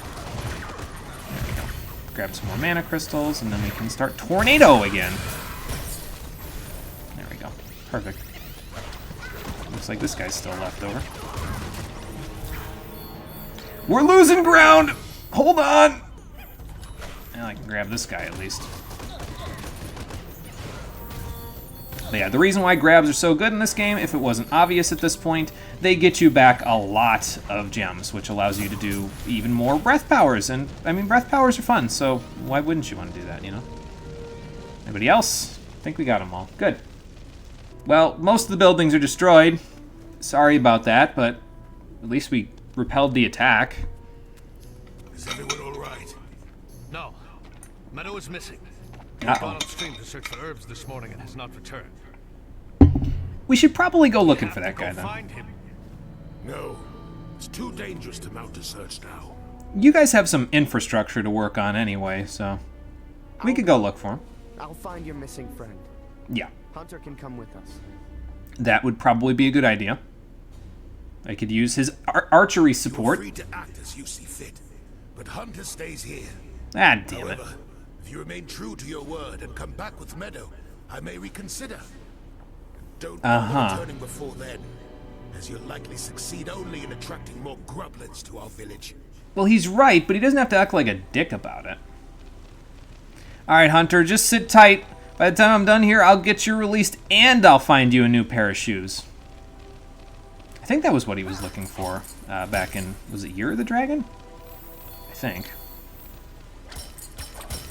You might recognize the theme going on in the background because for this first part of this area, they haven't name dropped it yet, I don't think. But for the first part of this area, they used the main theme from A New Beginning as the background music. Which, I mean, it isn't too bad. There you go. There's the name of this area. The Valley of Avalar. Wait, Avalar? I know that place. Yeah, they used that on purpose as a name from the original game, so. You may have noticed off in the corner just here that once you get out of the village, you don't want to just go straight from here. Not so fast. We want to go over here, because there's another spirit gem right here. So we'll go grab it. But yeah, you'll notice just from equipping that piece of armor that Spyro is a lot faster with his physical attacks. Makes it a lot easier to use him in battle because, again, now he's about as quick as Cinder is with him. So that's pretty nice. He's right, but he doesn't have to be a dick about it. Cough, Gaius, cough. Yeah, Gaius. Yeah, that's actually a good example there, yeah. So, of somebody being right but not having to be a dick about it. So. There's a whole humongous level for us to explore here. I think it's the biggest level in the entire game. Really lush. I really like it a lot, but we're actually not going to go exploring the whole thing just yet until we figure out where our main objective is, which is finding Meadow. I know where he is, though. He's over here. We just have to get to him, so we'll go exploring the whole valley later. It is a lot of fun to explore, too, though. It's a full free flight level, basically. You can fly around the whole place and you won't break anything or sequence break anything. Sparks is already getting ahead of us because that cave there is where we need to go. But first, let's go up here. See if we can find something up here. I don't know how this moss is sticking to the rocks like that, but it's okay. I ain't got to worry about it. We'll give the main theme a chance to go off. Again, hopefully everybody can hear it okay. I pressed square a little too early. The chest didn't like that, but that's okay. More armor. Awesome. Remember getting lost here? It is a big level, so I can understand. It's more armor for Cinder. Okay. We got a couple of pieces now for her, so let's go check it out. Let's see. So, 2 bracers. So, offense bracers or defense bracers. Which ones do you like the best? These ones give regenerating health, which would be nice if this game was harder, and if the health regeneration was faster. But this game is neither difficult nor is the health regeneration fast. So I think, yeah, these are the ones that I usually prefer to her to have on, is the offensive bracers, which let her regenerate her mana for free. It's not fast, but it doesn't have to be, because there's a lot of situations where you're just running in between enemy encounters where you'll just regenerate all of Cinder's mana, or a good majority of it, by the time you get to the next encounter. So, and later in the game, as you upgrade powers, breath powers become a bit more expensive to cast. So having access to a free mana regeneration system is incredibly useful. Unfortunately, Spyro doesn't get anything of the equivalent, so you usually want him to be the one to do the grab attacks, because that'll get him back all of the mana that he wants. But as if Cinder's Shadow Breath wasn't broken enough as it is, well, with access to free regenerating mana in between encounters, you can see how this gets a little ridiculous after a while, right? So. I'm bad at this game. I use those bracers. No, I mean, you could use them. It's just, I don't find them as useful as just killing my enemies faster, so, personally. Hey, Conker, it's going good. How's it going for you there? We are playing Dawn of the Dragon today. We're already having a better time than we had in A New Beginning, and a slightly better time than we had in The Eternal Night, so... That's good. I think I found Meadow. It's a trap! We've also found Trouble. Because, of course we did. Okay, so this guy had a weapon, you'll notice. And, well, if you electrocute him, he won't be able to use that weapon. Which is ideal for us, because that means then I can whack him with heavy attacks and knock him directly up in the air, where he can't really do a whole lot to me. So that's pretty good. Sure, let's use the Scorpion Strike on him, and then switch back and do one of these to get rid of his weapon. Let's get rid of your weapon, too. There we go. But yeah, see how much faster Spyro is now with his physical attacks? Makes it really easy to knock enemies up in the air, because you can get the whole combo off before the enemies start really getting too on top of you there. So, I just wish the combo meter was shared between the two of them. It would make it a lot easier to get your combo to 150. I mean, it's not, like, too difficult to get it there, but... I'm going to switch to Fire Breath here. There we go. Just get rid of these guys while we're waiting for that guy to get back over here. There goes his weapon. There goes your weapon. So yeah, both of the dragons are really strong in this game. They both do incredibly powerful attacks that make it really easy to take care of the enemies. Everything is overpowered in this game. Shadow Breath a little more so than everything else, but everything's overpowered in this game. And that's great, because it means that you never have to worry about not having the right tool for the situation.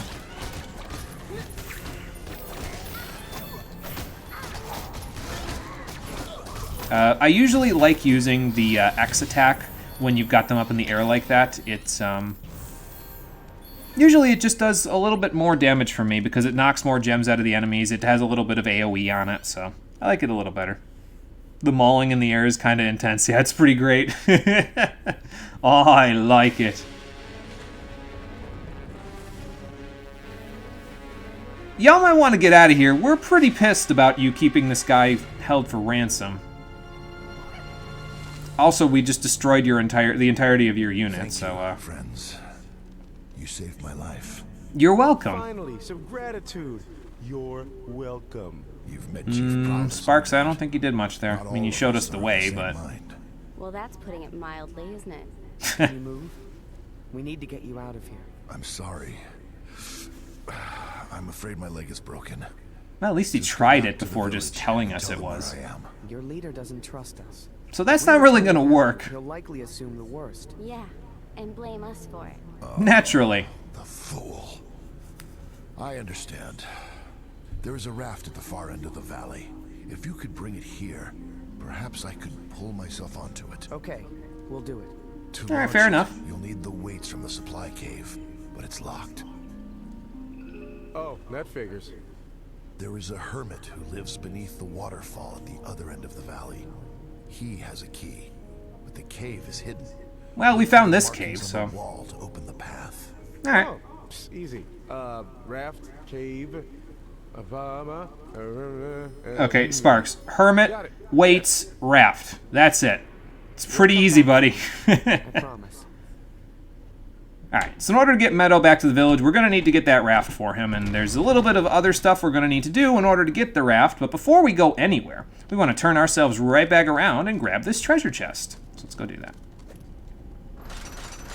Hey, Dragon Phoenix, how's it going? Welcome. Do I think they'll ever have a remaster of this trilogy? No, probably not, to be honest with you. I forget exactly how it works, but I think there's something to do with licensing with this trilogy that they... won't, like, basically there's some licensing issues, I think, and that's why they haven't ever decided to remaster it. It also didn't sell well, so I kind of doubt it ever will, which is why I'm playing it now before my PS3 dies. Because that way I don't have to worry about never seeing them remastering the trilogy. At the very least, I can enjoy it for what it was, you know? But yeah, I think there's some licensing thing where they can't do it because they'd have to reapply the licenses, and most companies don't want to bother with that kind of stuff. It's dumb, but it's the way that most companies work now, and I wouldn't put it past Sierra to do that sort of stuff, especially considering they've been rolled into Activision now. So Let's see. What else we got here? Doing all right. Eating some leftover food from yesterday, but we'll be leaving soon after to go to the store. All right, Conker. Sounds good. Hang out for now while you'd like, and hopefully get everything you need from the store. Yeah, 2-player co-op can be freely switched on and off in the menu here with this game. So 1 player can play as Spyro and 1 can play as Cinder. It's actually pretty fun. Me and Cole played it the first time I played this game in co-op. So it wasn't too bad. I wasn't very good at the game at the time. I've gotten a lot better since, but you know. So, like the snark and the sass that Cinder and Sparks respectively bring. It's an interesting dynamic, isn't it? Because it makes the party feel a little more balanced because they kind of bounce off of each other in some ways. Sparks has his own version of sass, and then Cinder's got her own version of sass, and then Spyro's just kind of the straight man in the situation, you know? So, yeah, licensing issues do suck, so. I would be interested if they were able to remaster this trilogy. I'd definitely be interested in seeing the Valley of Avalar in 1080p 60 FPS, but realistically speaking, do I ever think it'll happen? No, I don't think so. Not only from a licensing standpoint, but again, the game didn't sell very well, and most of the time, if Activision's interested in remastering something, they're interested in remastering the things that sold well so that they could reapply more money to it, like what they did to Call of Duty 4. I never got to play that game in its heyday, and now the only way I'm going to get to play it is if I play the remastered version with microtransactions in the multiplayer. Alright, hang on. Oops, hold on. Let me get back in here so I can grab some stuff. I'm not sure if you can grab the wyverns. I think because they're flying and because of the elongation of their bodies naturally, I don't think you can actually grab them, so we'll just use this instead. And then I guess I'll use my heavy attacks while I can. Ow. Please stop that, sir.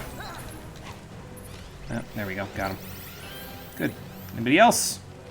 There's still an enemy around here somewhere. Oh, there you are. I naturally and instinctively press the grab button for some reason. I don't know why. It just sort of happens. Guess that's the only problem with these wyverns, is they like to run away from you. It's kind of hard to get at them. So, oh, you already have enough, so. We could hit this wheel up to change the, well, open this up, but, well, there's no reason for us to do that just yet, so we'll go do it later. And there's actually a reason for us to do that. Yeah, time to get rich and buy the license to the game so it can get the attention it deserves. Absolutely. Start a GoFundMe, you know what I mean? So you can get the money together for it. Just double it up here for Spyro. He could use it for the extra mana. There we go. Now we're good. I think I want Electricity Breath out because if I remember right, the next elite enemy is vulnerable to it. And he's right up here. We'll go take him out right now, so maybe we'll get enough experience together so we can actually upgrade our breaths, one of our breaths to level 3. So I think I'm gonna have to free fly up here. It's not here. Maybe it's over here. Okay, we just want to get up here. There we go. Now I got it. They don't give you a tutorial for this, but basically there's these scratch marks on some of these walls. You can attach yourself to them by holding the circle button. So just hold the grab button and it'll allow you to attach yourself to the wall and run along it, which is, it's pretty nice. It helps out a bit with getting to where you want to go, like right here. Oh, hold on a second, elite enemy. Let me read my chat here. You could create a mod for it too, yeah. I don't know anything about PS3 modding though, so I wouldn't really be able to help anybody with that. But it'd be cool if you could, you know, make it run more smoothly. Had a feeling if you play co-op since you have 2 HP bars and a non-shared combo bar. Yes, exactly. So that opens it up to playing multiplayer. And then you can kind of, you know, make it so that you can do all these combos that I'm doing by switching. You can just do them with 2 players. Probably be a little easier, frankly. Because then you could just have one player hit and then the other player hit. And then, you know, you could just go back and forth, back and forth. And suddenly you're playing Tales of Xillia 2. No, that's just me and Cole. People hate microtransactions and compare gacha games to sin because of the ability to spend tons of money on nothing. I have stuck with 3 or 4 gachas and you don't spend often, if ever, on them. Self-restraint is a thing a lot of people lack, so they blame the product instead of themselves. That's true. That is a fair point. And I will be honest with you, I have spent a little bit of money on microtransactions myself back when Mass Effect 3 had multiplayer. But, yeah, it's just a matter of self-restraint. Just because you have money doesn't mean you should use it on them, especially if you're not a particular fan of the way that the company does business. I'm just not a fan of the way that Activision does business in general, so microtransactions are an easy way to blame them for the things that they do without getting too in-depth with it. I find it annoying because it seems if they try to place part of what should be in the game behind money locks. Yes, that is a true point as well. Especially if they balance the game around, hey, we should make it so the players have to buy loot boxes. That's not balance. That's basically a casino then. Played a few gachas yourself, but have yet to spend a cent on any of them. Good on you, Conker. Keep doing that. That'll be good for you. Rarity isn't king. You should be spending money for the latest and greatest 5-star that rolls around. Shouldn't be spending money for that. Some of those 3 and 4 stars are good too. Yeah, see, this is where my lack of gacha experience shows. That is fear-related, I think. Whoa, okay. Hold the phone here, sir. You need to slow your roll. Let's use Phantom Fright even. That might do, okay, a little more damage to him and get the... Whoop, hang on. I gotta dodge out of his way. Hold on. We definitely gotta get those off of him. Alright, that should work a little better. Now let's swap over to Spyro so we can get the weapon out of his hand. I mean, we don't have to, I guess. If you want to hold on to it, sir, that's fine. But, oh yeah, so our Fury bar is now full, so we can press square and triangle to go into Fury mode, which will allow us to shoot Fury Breath at the guy. And I might do that in a second. Let's just see how much this guy gives me trouble. I should have enough to do this now. Yeah, there we go.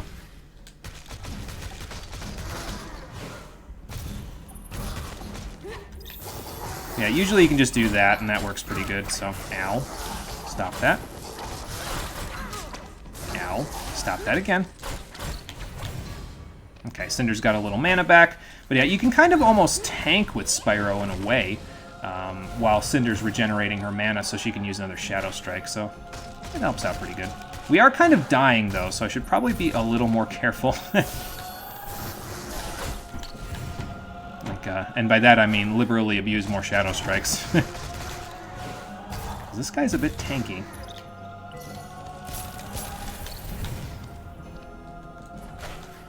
Well, the snowstorm did pretty good damage to him, it looks like. I just gotta be mindful of my mana use there. Oh, that's not good. There we go. Didn't realize I ran out. That's okay. We'll be fine.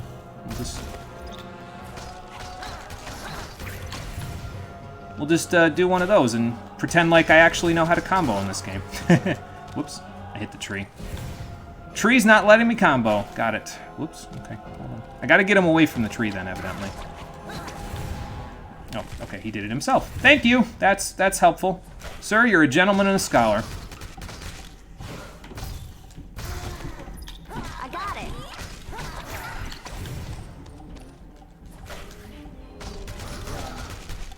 And down you go. Perfect. Let's grab a few of those. Let Spyro grab a few of those. Hey, we haven't even got it, well, almost even for the both of them. So that's good. It's a little annoying in the early game to not have a whole bunch of mana to just abuse the powers really well, because breath powers are really powerful in this game. Again, everything is OP, but, you know. I guess I could have just jumped up here and grabbed this with Spyro, but usually when you get away from the guy, like too far away, he usually gets kind of pissy and he'll start using some of those jumping attacks on you. And those jumping attacks can hit twice and one-shot you with our current health, so I would rather not do that. Cheap and easy alternative for hoping for a rare replacement that would only be marginally better. She even got buffed. She's even stronger now. He was a gentleman and a scholar that was just about to die, that's true, but, well, sometimes we all gotta make a sacrifice for the greater good, I suppose. But yeah, usually when I spent money on the quote-unquote gacha stuff, the loot boxes in Mass Effect 3, it wasn't because I was trying to get the rare stuff. I was actually more annoyed if I got the rare stuff, to be honest. Hey, Spyro got his life upgraded. Nice. We'll just have to find a crystal so we can get that life up from where it is. And Cinder's one away, so that's good. Yeah, usually the rarer stuff actually kind of annoyed me because I was looking for the uncommon stuff that I had already gotten like 5 or 6 of. That because you could upgrade weapons up to level 10 in Mass Effect 3's multiplayer. And usually you'd get the uncommon stuff for a little bit, and then all of a sudden the rare stuff would start to drop to prevent you from maxing out on the uncommon stuff. And it's like, no, I actually just want the Eviscerator at level 10. I just want to use my halfway decent shotgun that's not incredible, but it gets the job done. I don't need the rare stuff. Stop giving it to me. So, yeah, that was my experience anyway, so. Let's have you grab a few of these. Maybe get Spyro 1 if you can. There'll be other ones. There'll be other life clusters. So anyway, let's go keep exploring the Valley of Avlar. You may have heard the theme playing in the background here. It's probably one of those themes that sticks in my head the most about this game, to be honest.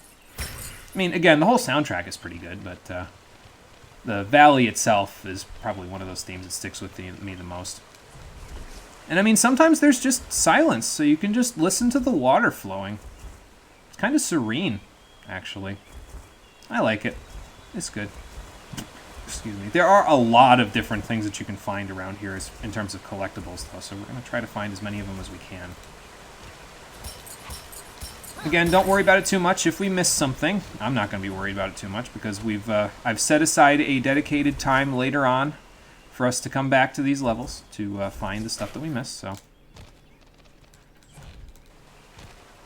Just grab this real quick. I think there's another mana cluster not too far away from here. Yeah, down there. Okay.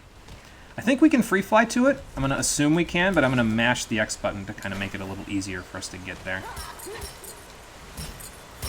There we go. You're like me, I wanted generic trash. Stop blessing me with luck. Yeah, the desire sensor knows that you want the uncommon stuff, so it says, nope, you're going to get the rare stuff now because it's not what you want. Absolutely. And there's Cinder's first mana upgrade, magic upgrade, whatever you want to call it. Pulled Summer 1 and Fate.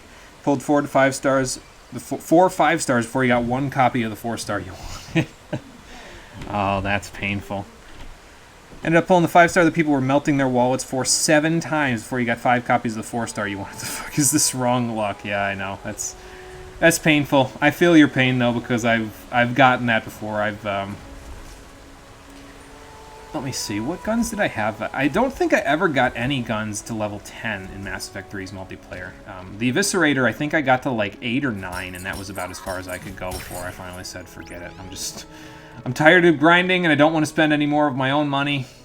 I'll just wait for it, so try to get it some other way. Or get blocked by invisible plot walls, as the trees there were showing us. We can't exit the area even if there's a little section that looks like we could. But no, it's not a big deal. Okay, let's grab onto... Actually, I was trying to grab on, Spyro. I know you're using the wall run thing. That's fine. I'm just trying to grab some vines here. There we go. Desire Center was particularly active for you at that time, then. Yeah, absolutely. Yeah, that's hella Desire Sensor for sure. Another chest. Let's see what we got in here. Yeah, I kind of like the Valley of Avalar because it's, I mean, there's an overarching objective, but there's just a lot of little nooks and crannies to go explore.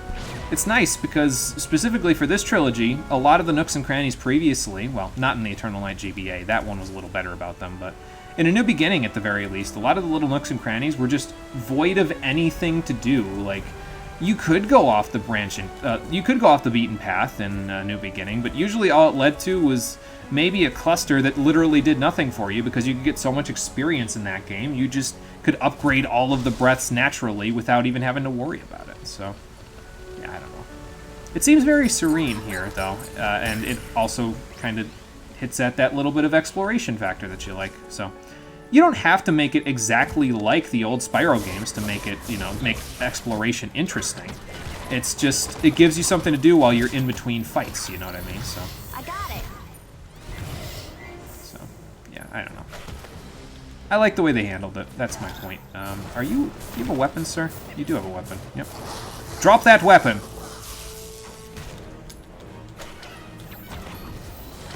Trees are going to be my mortal nemesis by the end of this game, I swear to God. Because they're going to knock the weapon, or knock my ability to grab people out of my repertoire. Grab people in midair. Alright, come get some. Whenever you're ready, sir.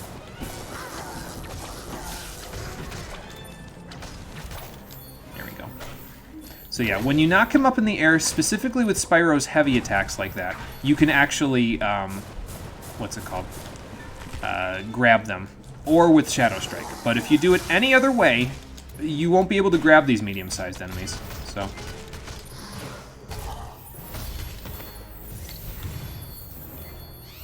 I think we got him. Good. So there's the weights that they're talking about, but we don't have the key just yet, so we gotta go find the key. And in order to find that, we gotta go find the hermit. And again, it's the grass. It really is. It's just the grass and the water in this area that's causing the game to chug. Nothing much I can do about it, unfortunately, but it's not something that the game continues, especially later on in the fire level. You would think a fire level would sometimes have similar problems to this because there's lava flow, but the game runs pretty smoothly in the fire level from what I remember, so I don't know. You have 2 friends that would have killed for those 2 spare copies of that 5-star unit, and unfortunately you can't trade them in those games, right? Like, you can't trade between other players because that would mean you could buy something for somebody and give it to them, so... I never really understood that, though. Like, I mean, if you want to buy something as a gift for somebody, then let people, you know? I don't know. Maybe it's just because you could make, like, a dummy account or something and then trade it to your real account. I don't know the ins and outs of it. I haven't played enough gacha to really be an expert on that, so... Little do you know, the final boss will have become a tree, just to spite you. Damn it, X-Death, you're invading other games now. We got new armor, so let's check it out. Well, I mean, it gives increased defense. I'm not particularly going to need it, but I guess it'll help against elite enemies, so... And Cinder got a defensive piece as well. It wounds attacking enemies. When they attack you, they take a little damage, so that's not too bad. I'm going to look a little low fashion here, though, because my outfit will not match, but that's okay. It's fine. We do have enough now to upgrade our powers, though, so we're going to do that for Ice Breath, for Spyro. Because, again, Snowstorm is Pacha. So, we'll grab that for him. And, yes, so that will allow you to shoot more powerful ice spikes that will slow enemies. But in addition to that, you can use Snowstorm, and it will be more powerful, and you can also increase the speed of it, which allows you to move faster with it if you're outside of the enemy's range or trying to chase them down with it. So that's pretty good. For Cinder, let's upgrade Shadow Strike. And probably after this, I'll just get everything else to level 2 before I work on the level 3s, because as you may have seen from Spyro's Ice Breath, and now you'll see from Cinder's Shadow Breath, it takes a lot of experience to get to that level 3 in a lot of cases. Usually about double what it took to get to level, or max level, excuse me. About double what it took to get from level 2 to level 3, so. You get more money by making people fork over more money instead of making a player market, yeah. That's probably a proven fact at this point for a lot of those companies, and that's, you know. Again, it is what it is, but I can't say I'm a fan of it. Can I can upgrade this, too, at this point. Okay, so you can get your wind up to... That's actually good, because I haven't been using Twister a whole lot, and it would be pretty useful.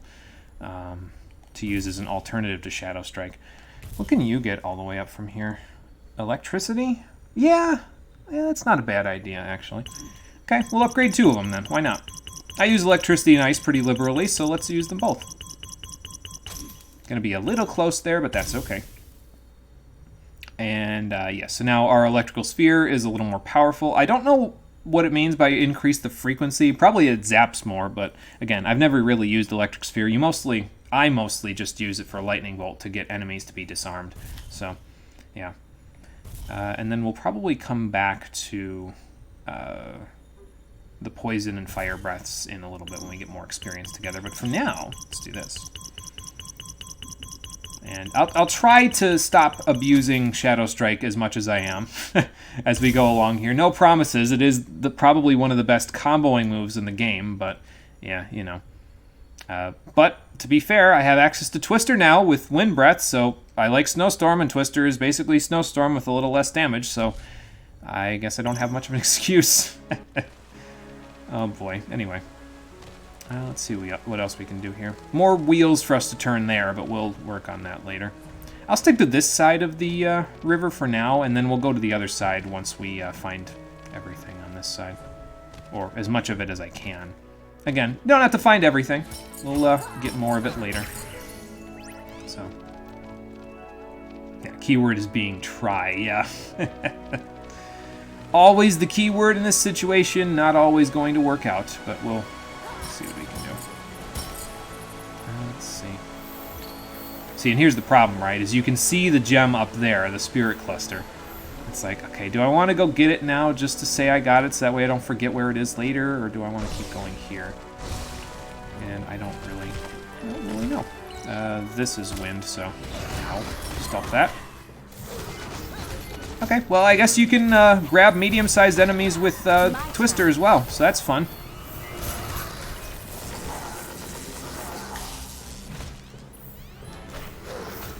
Excuse me a moment, sir. I'll be right with you, or my associate will, as I blast your friend into smithereens here. Nice. That did good damage. You can kind of tell when a fight is over, by the way, because the camera kind of pans out a little bit when the fight ends, so that helps a little bit with the knowing when everything's over, when you can stop using your breaths.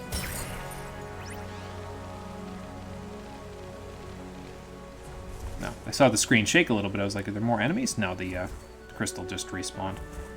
Some of the crystals will do that. Mainly the magic crystals will respawn to allow you to use more mana breath.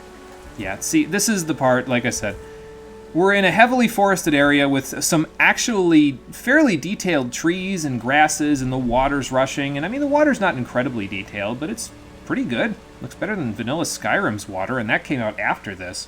But because of the fact that they have all these high-fidelity graphics, well, the game sometimes chugs like a lactomaniac at a milkshake drinking contest.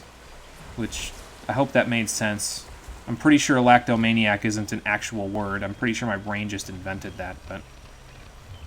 How do I come up with this stuff anyway? Oh boy. Anyway, let's grab some of this stuff. Because I think we could use a little HP. Yeah, I guess not that badly. We will have to use this side a little more, though, when we, once we grab the orbs that we need, but we can't get the orbs just yet, so... And also that save point over there is mainly useful for the raft, which I guess I kind of glossed over it. There's the raft right over there, so we'll come back to that in a little bit. You regret giving your brother your older PS3 and most of your games when he moved out. He just got rid of most of them or sold them. Kind of miss a lot of these games. You missed 13.1 because you liked that one. I like 13.1 as well. I'm not as big of a fan of the other two 13 games, that's for sure. I don't think they needed to exist. Probably because I never read the data log, but... Yeah, I don't know if a game needs to exist just because you don't put your stuff like you put your stuff in the data logs and then, oh, we could make a whole nother game out of this. Okay, so make Final Fantasy 15 out of it. And thankfully they kind of took my advice on that because they repurposed Versus 13 into 15, but well, that got stuck in development hell forever anyway, so. And it arguably turned out to be an okay game, but an unfinished one, and not necessarily the game it could have been. Well, I see a few nodes, but I also see an objective saying find the hermit, saying that that door is where we'll find him. So let's see if we can make it to him from here. I'm just going to double check, actually, first to the left of this waterfall before I go find him. Just to see if I missed anything on this side of the valley. Let's go back this way. But yeah, we got to open that door in order to continue here, but we'll do that in a minute. Can I pull the camera back around? Apparently R3 doesn't pull the camera back around in this one. And that's fine, I guess. Make do with it without it. Let me push this over, actually, while we're... Oh, hang on. I have enemies to kill first. Hold on. Yeah, see what I mean about the, the trees being the bane of my existence? I guess that's what Electric Sphere does. Oops. Stand still, sir.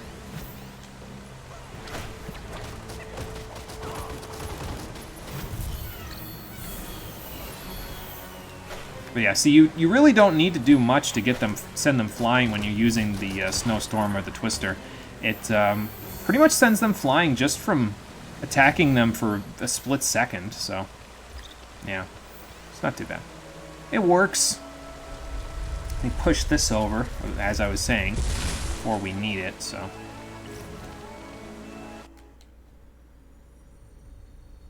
Saying the 13 days data log thing killed you. It has so much in it, and it's optional, like I said, again. If you got a whole nother game in your data logs, then make a whole nother game that's not a sequel. Like, okay, or make a sequel if it makes sense to make a sequel. 13's ending didn't make sense to make a sequel. Like, the only reason why it makes sense is because you retconned the original ending to 13-1 and said, oh no, Lightning gets taken to the Shadow Realm at the end of 13-1. Well, I didn't see that happen in 13-1. Oh, it only happens in 13-2. Fucking really? Like, come on! What the fuck is this bullshit? Okay, I got everything on this side.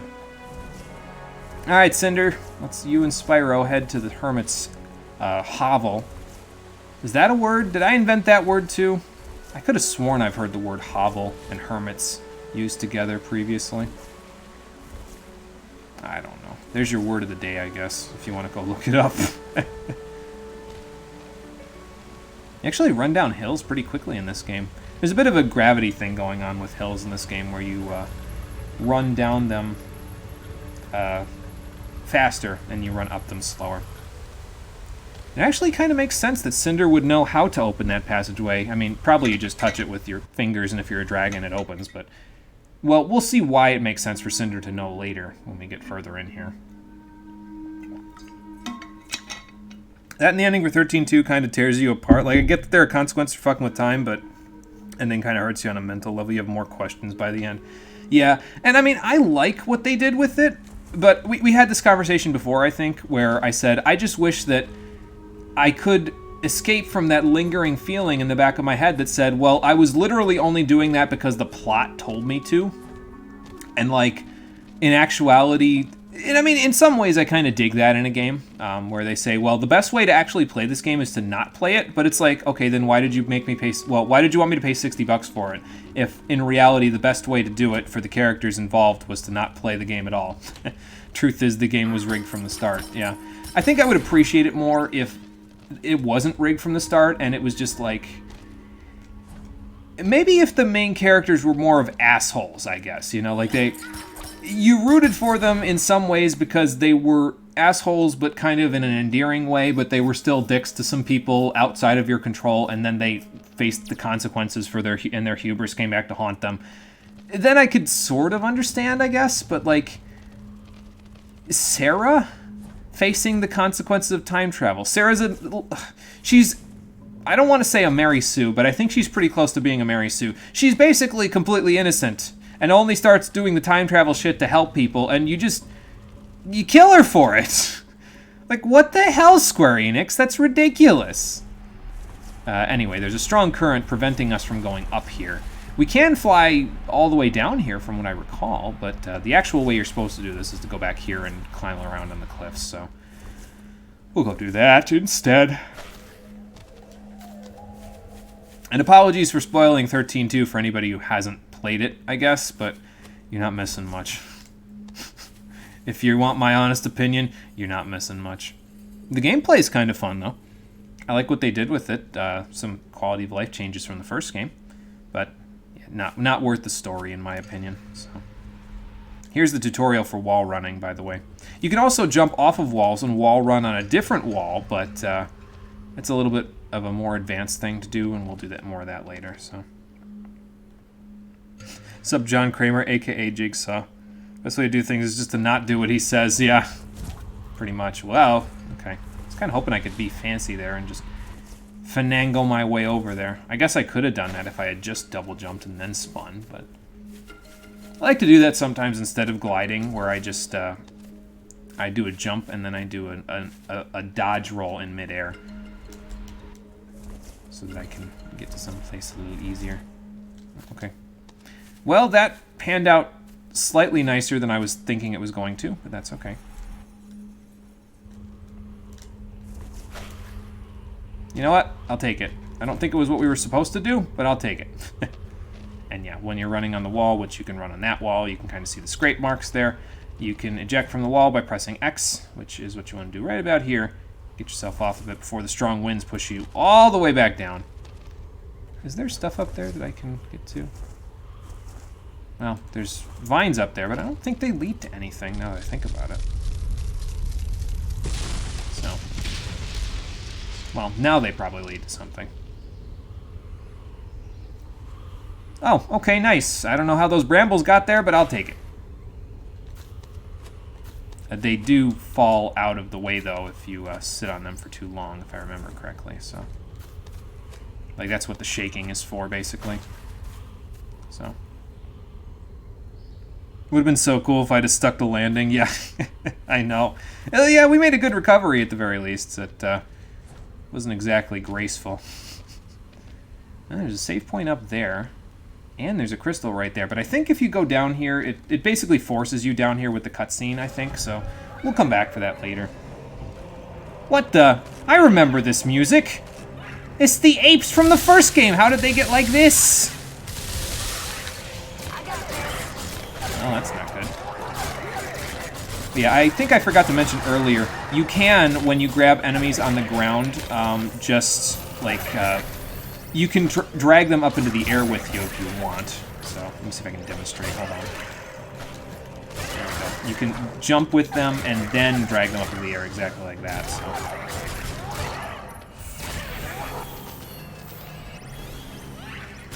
I love the sound effect that Twister makes as well, where it forces the enemies into the air. It's like a firework going off. It's great. Oh, boy. And Wind and Shadow make a really solid combo as well, because they can just... You can just keep blasting enemies into the air. It's pretty ridiculous. It's OP. But it's okay, because everything's OP, so... Ow. Yeah, I think you drop your combo when you get hit, so that's fun. Let's see.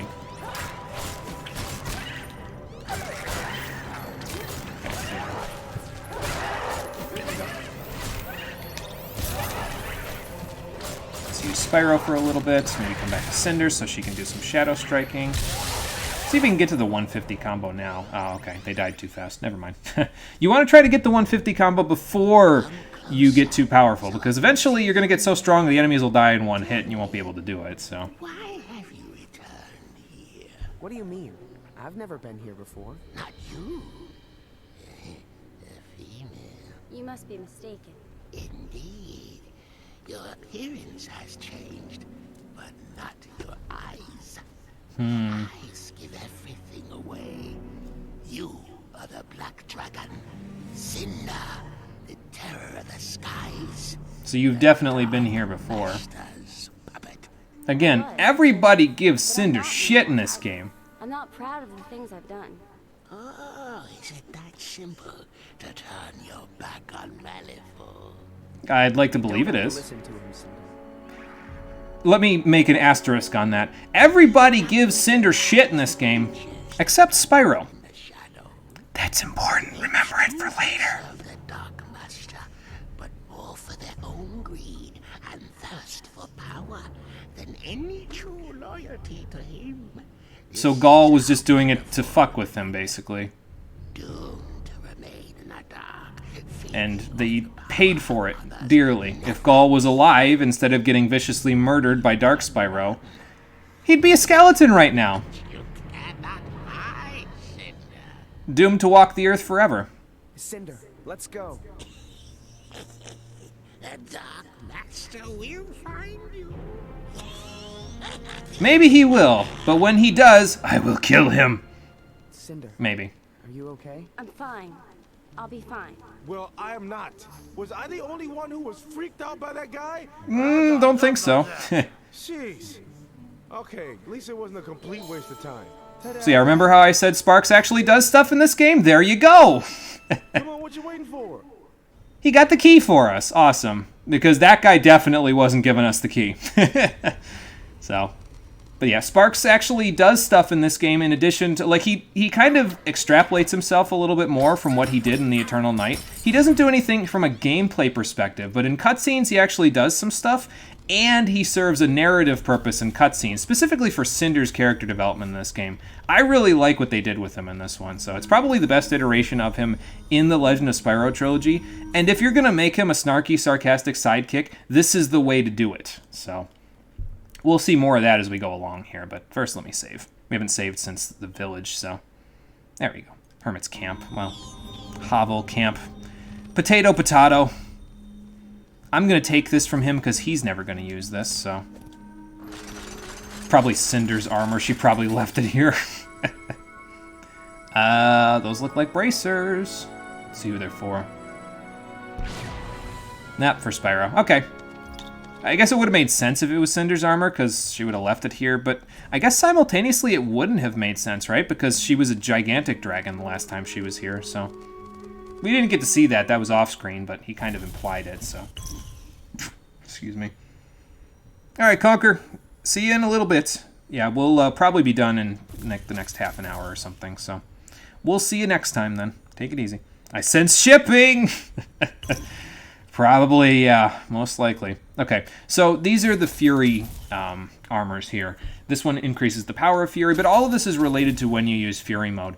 I don't use Fury mode all that often, to be honest. I probably should use it more, but it's another one of those things. It's kind of like the defensive sets here, where I just don't use it because in a lot of ways, it's not necessary to be like incredibly powerful or more powerful than you already are in a lot of battles, because you're already OP as sin in a lot of cases, so... There are some exceptions to that rule, though, and I will show you what the exceptions are when we get to them. Hopefully I'll have all of the pieces of the Fury armor when we get to those exceptions. We'll see. But anyway, yeah, we're basically save your Fury for the most difficult encounters that you have to deal with, because if you don't, well, you're going to be up Shit's Creek without much of a paddle. Well, alright, I think what I want to do there is I want to, like, jump and then immediately jump past it, so... Jump up again. No, that's not going to work because you just barely grab it and you don't get done with the ending of that animation until... There we go. That's what I wanted to do. Perfect. And there's another green crystal, and that finally upgrades Spyro's mana. Perfect.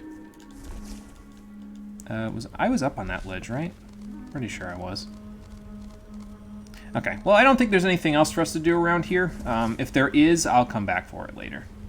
When we have time. When the world's in imminent peril, we'll come back for it. But for now, let's get the hell out of here so we can use that key to grab those weights, and then we can use the weights to get the raft, and then we can use the raft to get Meadow, and we can prove to those cheetahs in the village that we're, you know, not just talking out of our asses here. Cinder's the mage and Spyro's the tank. You playing Cinder suddenly makes more alignment sense. Yeah, Cinder's more associated with magical attacks just because she has that regenerating mana ability. Spyro, like I said, he doesn't get anything of the sort. He gets regenerating health from his defensive set, which, again, makes him more tanky. But, yeah, Spyro's usually more there for melee attacks, especially if you have him equipped with his offensive set, because his offensive set increases the power of all of his melee damage, and it makes him a house when he's whacking enemies around with his heavy attacks. It's really nice, so... He does quite a lot of damage, and I like it, so... there was a red crystal around here, wasn't there? Yeah, here it is. Okay. I need a bit of a refill. There we go. Grab a little for Cinder. Spyro, grab a little bit. Whoops, where'd you go? There you are. I'm getting lost in the grass. We aren't quite topped off on either of them, but that's close enough. We'll be fine. Alright, anyway, we gotta go over where this tower is here so we can use the key to open the door and grab the weights. And then once we grab the weights, we gotta take them around to the raft there, which will force us to look on both sides of the area, basically. So, because we're gonna be basically stuck to the ground, because these things weigh a ton. So, I think I want one of each, if I remember correctly. I think you need two in order to open it up, so it's probably better to have each dragon take one and just deal with the fact that you're going to be flying really low for a little while with both of them. And also, you know, kind of having to wait for each other for a little bit. That's, I mean, it's not a bad thing. I'm okay with it. The AI, the pathing sometimes gets a little messed up, but it's a game from 2008. They were still figuring this stuff out in a 3D space in some cases, so I'm okay with it. In some cases. Come on, Spyro, we got work to do. Stop taking a nap on a rock. You just love magic. You know this, as I do know this. That's true. It's fine. Alright, so I think the best way to do this part is to actually fly right over here and land up here, because then you can use the log that we just set up for ourselves up here to cross the river. So, Cinder, you good? Okay, good.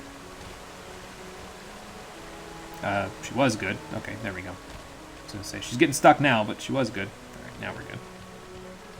Let's keep going. And I think we've eliminated all of the enemies that were in our way over here now, so we should be able to get to this next section without too much of a fuss.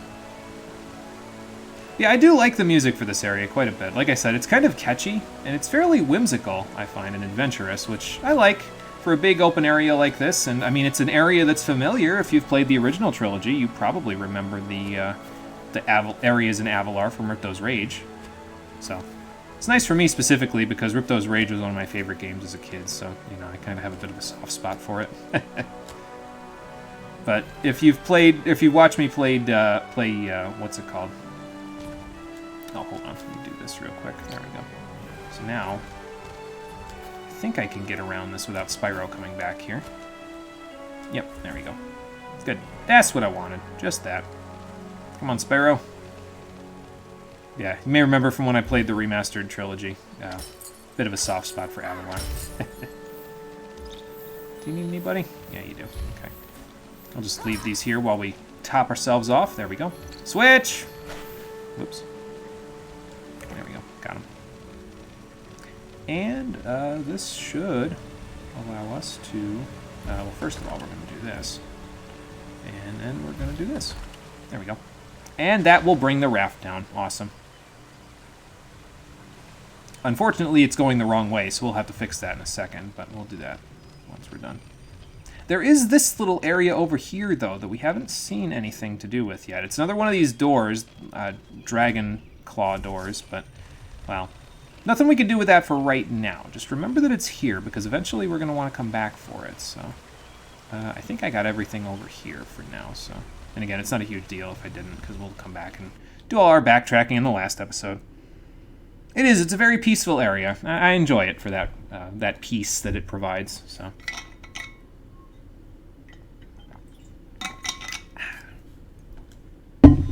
Okay, let's get the raft over to Meadow, shall we? So you're going to need 2 dragons for this one. Where'd the raft go? There it is.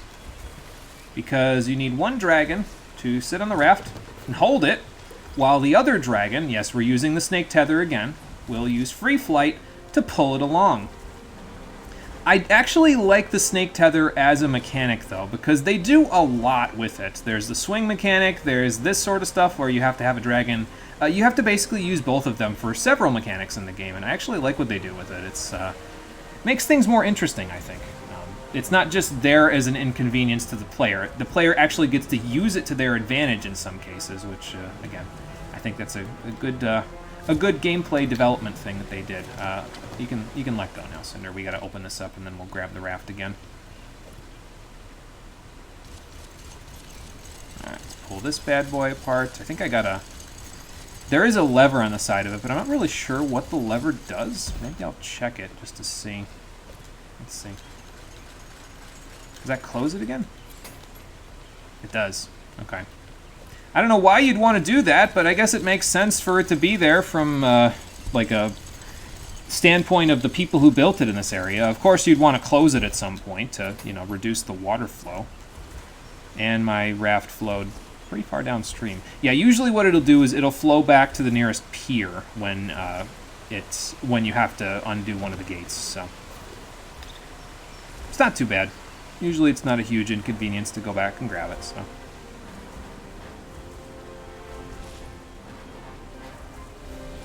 And then you got the music that's happening in the background that's exclusive to you doing the raft thing here, so it's a nice touch. The composers from A New Beginning returned for this one. They composed in The Eternal Night, but it was a different composer on the GBA who turned their music into a different into the GBA's sound font. So you can let go now, Cinder. There you go. Get me the hell out of here. We got to take care of those enemies first before we do anything else. But the original composers came back for this one, for this installment, and I think they've learned a lot over the course of the series. You can kind of see that they're incorporating a little bit of new styles and a little bit more of the peaceful stuff that they had in the... they had some of it in A New Beginning, but it wasn't fully formed yet in The New Beginning, so... Well, okay. Hold on. Let me swap and then do this. That'll knock that guy up in the air. We can can do this. Let's swap her powers on the fly here, because that'll probably be useful to us as well. I think that's the only problem with Twister, is it kind of flings them all over the place when you use it, so... Okay, got him. Good. There's more of them, but we'll take them out too. Yep, okay, there we go. It wasn't, the sound effect didn't play, so I wasn't sure if it was swapping or not.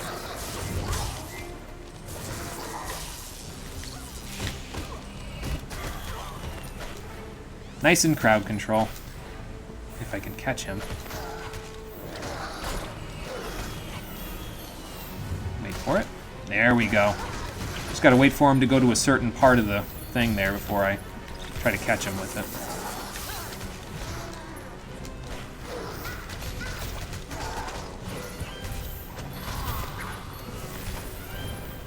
Okay. A few more and then we'll be good.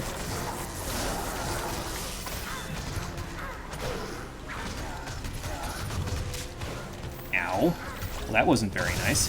Ha!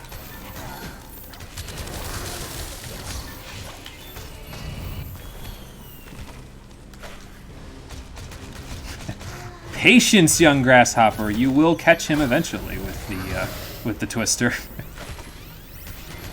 Yeah, her Shadow Strike now is really powerful for these enemies. Like, I mean, you just saw what it did there. It practically two-shotted that guy, so...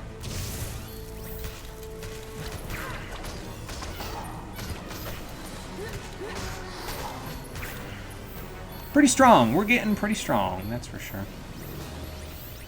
I will take my spoils. I have no idea where my raft went, but I'm sure we'll find it eventually once we open this gate. All this nostalgia is making you want to play Golden Sun Dark Dawn again. It's controversial amongst Golden Sun fans, but you really liked it. Hey, if you liked it, I say go for it, you know. Don't let anybody else's opinions of the game make your opinion different. Judge the game on your own merits. I'll let Cinder do this one for now, just to give her a chance to do it. I mean, I think I'm preaching to the choir here, but yeah, judge the game on your own merits and then play it if you like it. That's the point. You should play something that you enjoy. You shouldn't play it because other people want you to play it. Of course, I'm saying that, and it's like, well, you know, your stream suggestions technically are you're playing the game because other people want you to play it, but I haven't figured out how I'm going to re-implement those yet. It's still a work in progress, but I'll figure it out eventually, I'm sure. Just not yet. That's all. Your brother would literally play like 4 or 5 hours and gave it to you instead of finishing. You already had your own copy. Oh, Jesus. Oh, yeah. It was really no problem at all. I did all the work. Uh-huh. I really did. Sure, Sparks. Alright, let's take Meadow back to the village. So he can help with the rebuilding after they brace his leg. He's walking around pretty good for it, though, considering. I will be fine, thanks to these 2 dragons. Wah, wah. Meadow, please I like the side eye she gives him there. It's just so Cinder, you know? When I chose not to. I do not share your faith in this dragon hunter, but by putting you in chains, I committed an error. Well, at least you realized your mistake. Yes, and I shall try to atone for mine, if you will permit me. What is that Use thing? the forbidden tunnel. It will lead you directly to the Dragon City. Might be like a note for help or something to that effect. And I bid you safe passage and good luck. Cool. We could use your help. Very well. The invitation shall be left open. Maybe after they're done rebuilding their houses. But for now, it'll just be us 4, so... that's fine. Do they have casts in this era? I don't know. I don't know when casts were invented, now that I think about it. I would imagine they had casts and splints long before, like, they had, you know, the kinds of stuff, whatever casts are made of nowadays. But it was, obviously, it was made from different materials, so... Okay, but yeah, so it'll automatically take you over here, and remember that door I was talking about when we first grabbed the raft? Well, it's, the actual door to take the secret tunnel to the Dragon City. I think I'm not going to save, because I think as soon as you go in here, you just get transported straight to the city, and you save there anyway. Looks like we're still hurting for a little bit of upgrading, but we'll work on that as we go. What do we got left to upgrade anyway? We got to do Venom. I probably won't upgrade Fear until later. I'm probably going to focus on these 3 for Cinder for now, and probably same thing with Earth for Spyro. I'm probably going to focus on his Fire, Electricity, and Ice instead of Earth. And we'll come back for Earth and all that later. Earth and Fear, that is, later. For now, obviously, we got to save up, what is that, 19,500 for the Fire Breath. Takes a lot to upgrade this, at least at first, but we'll figure it out. No big deal. And then this one we need 18.5, looks like. I did my math right there, right? Yeah, 18.5 and then 19.5. So we still got a little bit to save up, but we'll figure that out after we go to the Dragon City. No big deal. Yep, let's go to Warfang. Dozantha, whatever you want to call it. It's the Dragon City. Oh, Hunter. We have to go this way? If we march quickly, we shall reach the Dragon City by daybreak. Yeah, thanks for answering. Yes, we have to go this way, Sparks. It's the fastest way for us to get there. But what awaits us inside the Dragon City? Will Malefor's forces have already gotten inside? And if they have, what can we do to stop them? Find out on the next episode of The Legend of Spyro, Dawn of the Dragon, the Stream Edition, which will be happening on Thursday at 4:30 p.m. Eastern Daylight Time. We catch up on chat, and then we'll say goodbye for the day. Kind of like the culture difference thing, one city called different things. Yeah, it's interesting, right, that they kind of included that, because I think I mentioned it earlier, but the dragons seem to call the Dragon City Dozantha, whereas every other culture in the game calls it Warfang. I'm not sure if that has anything to do with 2 different developers getting this access to this, but at the very least it appears as though different cultures call it different things. Even if it wasn't intentional, I think it's a good detail. It adds a little bit of depth to the world, I think. So, and I like that. Excuse me. Anyway, thank you for watching, everybody. I appreciate you coming out to Twitch and YouTube to check out the stream. And I'll see all of you on the next one, which, as I said, will be on Thursday at 4:30 p.m. Eastern Daylight Time. Until then, everybody, take care and have a good one. Boy, I hope it plays the intro cutscene to the next area when I load this up. I don't know if I've ever stopped playing at this sort of a point, like right at the end of a chapter. I'm sure it'll be fine. This game's development was pretty good. They don't have checkpoint problems in this one like they did in A New Beginning, so we'll be fine.